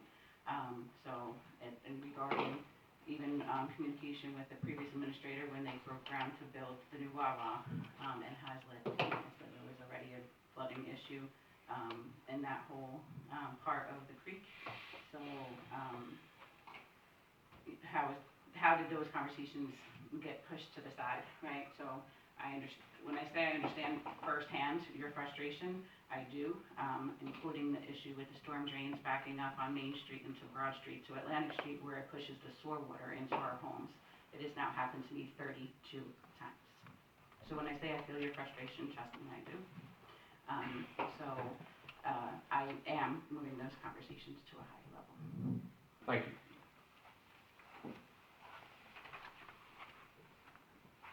Mr. Morrow? John Muller, 34 Broad Street. This is in regard to the Drug Alliance Coordinator's position. It's been posted for more than 6 months. We've taken any action to fill it? Jay, have we had any applications, any interviews? I know we haven't had interviews. Yeah, Probably got no applications because we just advertised it on the borough website. we've had several applications. Why isn't it filled? The interviews have not been conducted yet. Well, this is crazy. I mean, that's important, very important in this municipality. Grants depend on it, filling that position. That is a grant that pays that salary from the county. Well, that's one of the issues, is that the grant funding has gone from $40,000 to $8,000 for the last 2 years, and we've actually just received notice that it's going to stay stable for next year. So filling that position with the funds that are available is proven difficult. Okay, I think we should really look at that though, Victoria. The county signs on Broad Street, I applaud the action of the council. However, the one they put in front of my residence, they took 4 of the pavers out, and they're still out. In other words, there's just a hole after they put the sign in. I did call the county. What did they do with the pavers? They took them.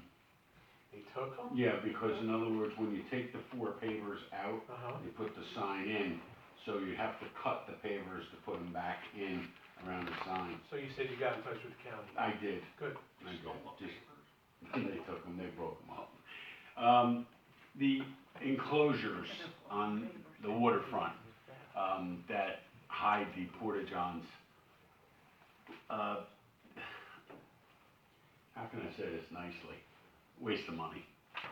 So I just want to clarify, they weren't there to hide the porta-johns.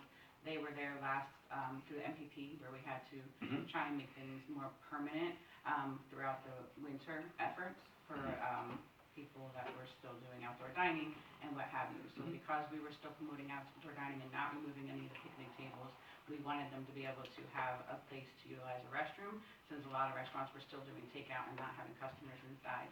We had never allowed porta potties to continue on the waterfront past November because of the high winds and the winter storms.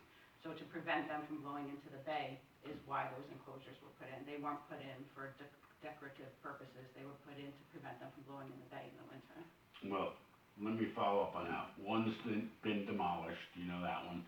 They took it down.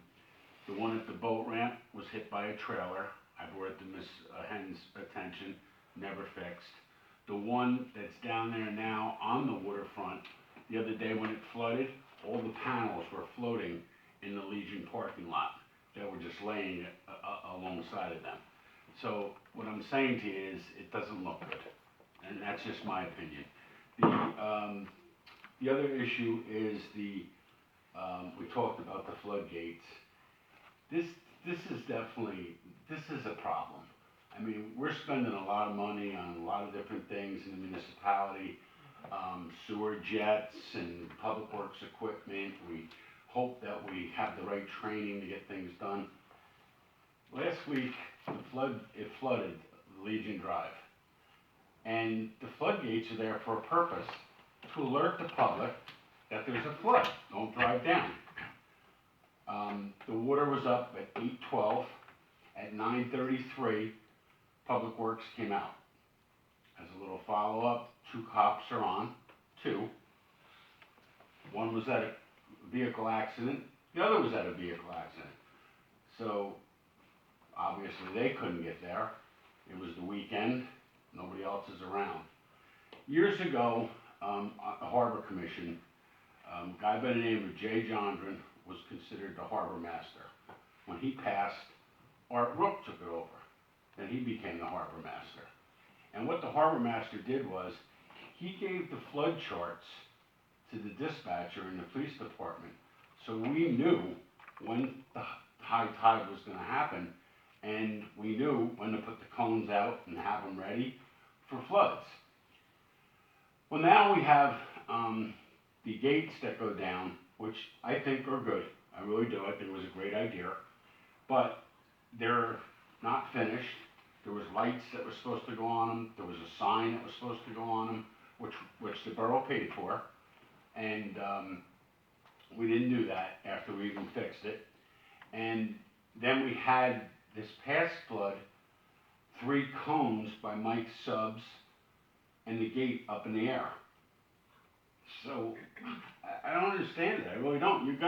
Someone's gonna have an accident, and it's gonna be negligence on our part. It really is, because if the gate is there and someone's coming down, which I seen myself because I almost hit it, the sun hits you in the eyes and you're coming around. I really didn't see it down. There were no cones. This time there was cones. But what I'm saying to you is, if we're not going to use them, we shouldn't have repaired them. We shouldn't have bought them. Maybe we should have did a little bit better, thorough investigation. We don't even have an SOP. Who's going to put the gates down? We really don't. Public Works. Public Police? Works doesn't have anything to do with traffic safety. Public Works is not responsible for opening and So closing the it's gates. solely the police department. There is a procedure that was within the police department, as was mentioned earlier this evening, as a result of several incidents that have occurred. The continued use of the floodgates is discontinued until further notice. Thank you.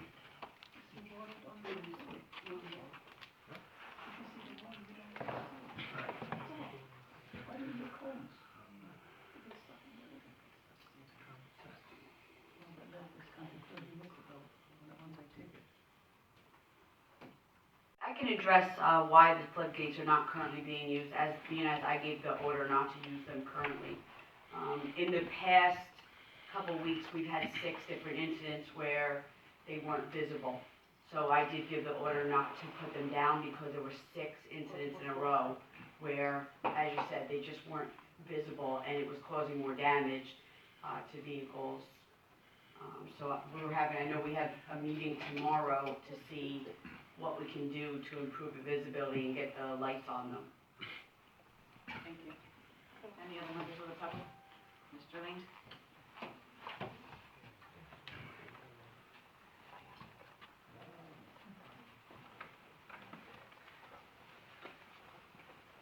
I'll just add to what Mr. Morella said about the floodgates.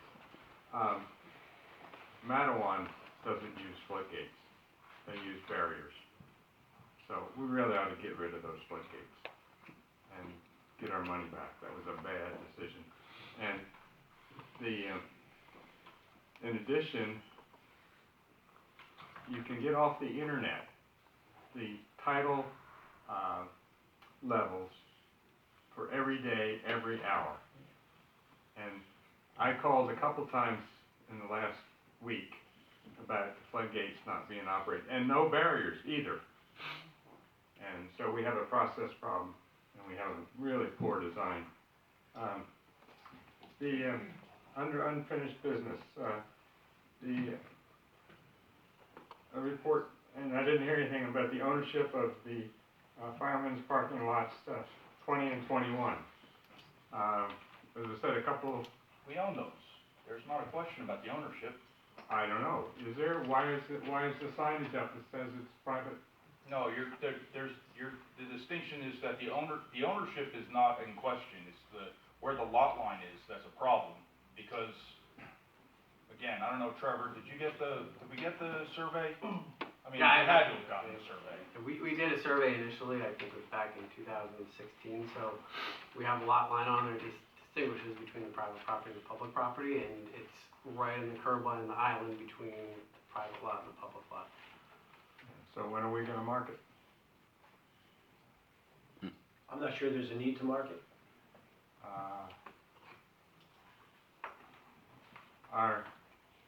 We have a number of documents with the Green Acres that say we own both lots 20 and 21. And we got signage up that says they're parking for the fishery. I think you're mistaken as to the location of the sign and the location of the lots that are in question.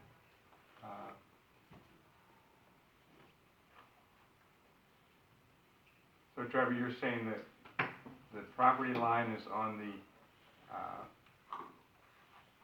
peninsula between the two lots? Wait, there's a grass island there, it has a utility pole, and it has the electric box that serves the power for the light, as well as the fireman's monument that's located between the two curb lines there.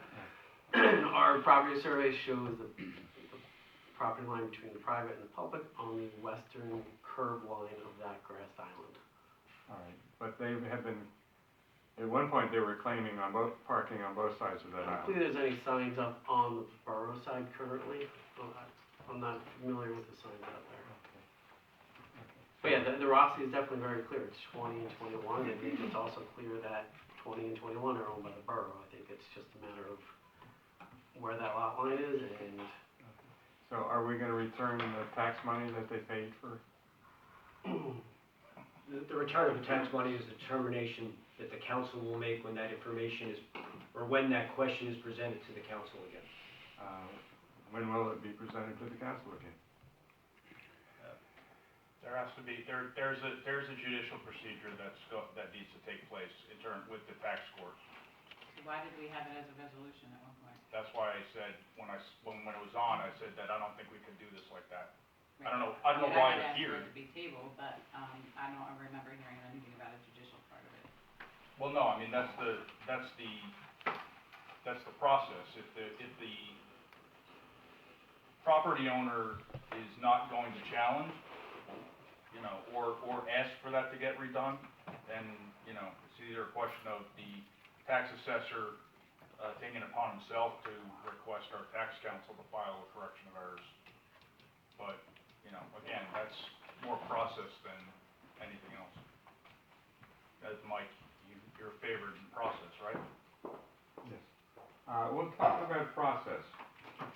I really don't like getting up and going through all these issues.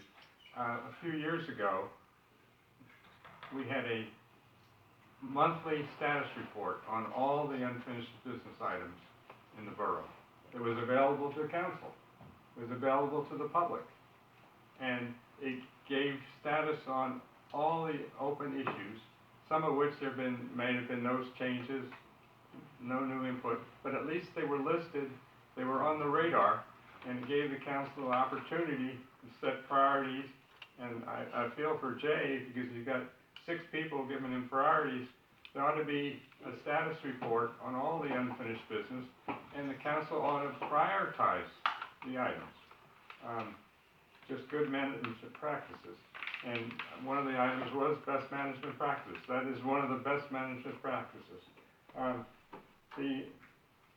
What's the latest on the maintenance of the floodway drainage ditch along the Henry Hudson Trail? I walked it today, or we walked it yesterday, and there's no change. I can tell you after the October 26th storm, ironically, 5 engineers from the county were out there. They haven't come out to Atlantic Street yet, but they've been out there really quick.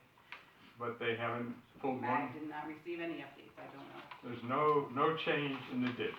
Between Manchester and Fulton, it's totally overgrown. There's very little drainage capability.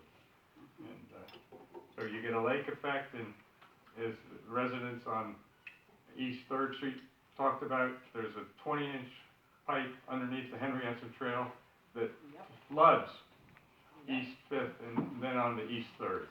And so that needs to be a followed action item. That needs to be on the unfinished business list. The 5G network, I didn't hear anything about that, and the fact that the bad conditions on the utility poles in town.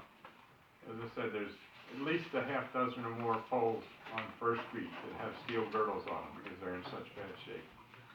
And the number of wires hanging, I've taken a council person or two down First Street. It's just a mess. When are we going to call the telcos in?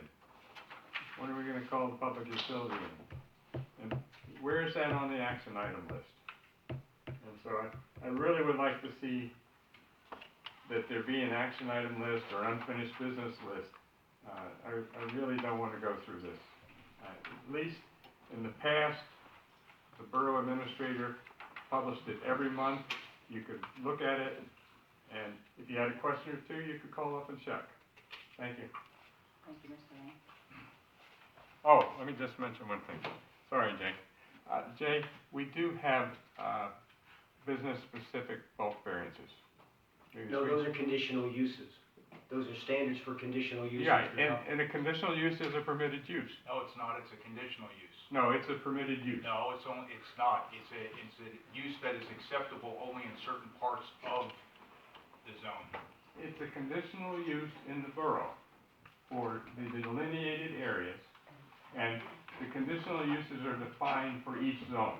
No, the determination of whether or not a conditional use should be placed is a choice of to whether the conditions of that, in that area, in that zone, would fit the conditioned use. No. If you look under each of our zones, it says permitted use, and then it has another class called conditional use. Right. And those conditional uses Point of order, Mayor. have Point of specific- order. I hate to do this to you, Mike, but 5 minutes are up, buddy. They're up, but Councilman Good started. Yeah, So No, Councilman Good's fault, I'm calling a point of order and asking the Mike, mayor. we'll talk about that after. There's a legal thing with that. I was trying to show respect to the whole dialogue process that's been brought up in the past, so, yes, Mr. Wong. Thank you, Mayor.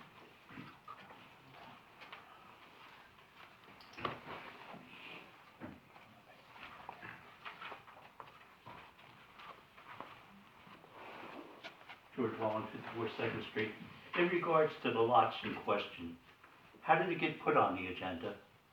How did we come up with a number that we're gonna reimburse the property owner? Are you talking about last 2021, or are you talking about the one that I questioned earlier? I'm talking about the fishery. It was put on as a resolution a couple of meetings ago, and I had Yes. asked for further communication, because I wasn't sure how that got put on, and then it was tabled, and I haven't received any other dialogue. All right, well, let's go back to unfinished business then. How did it get put on? How did it get put on? Who makes the agenda? I do not.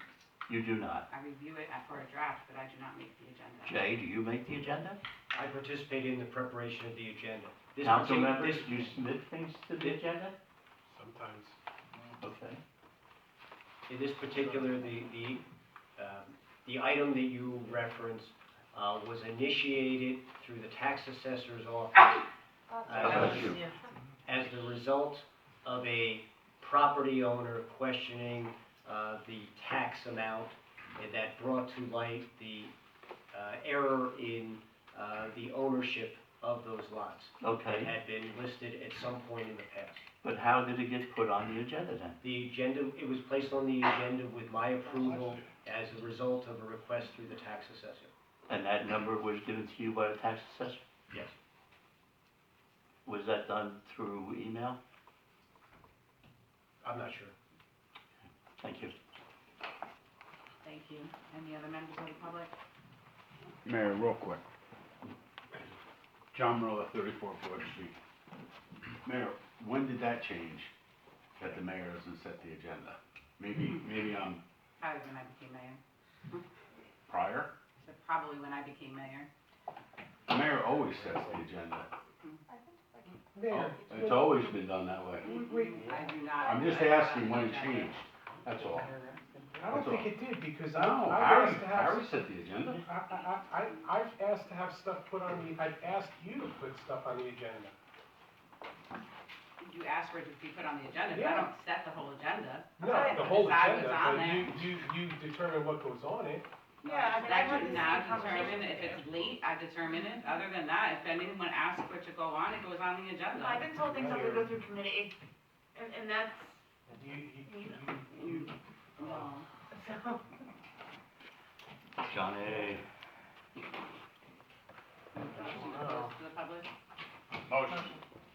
Second. all in favor? Aye. Any opposed? Motion. motion to adjourn. Motion. Second. A reminder of Veterans Day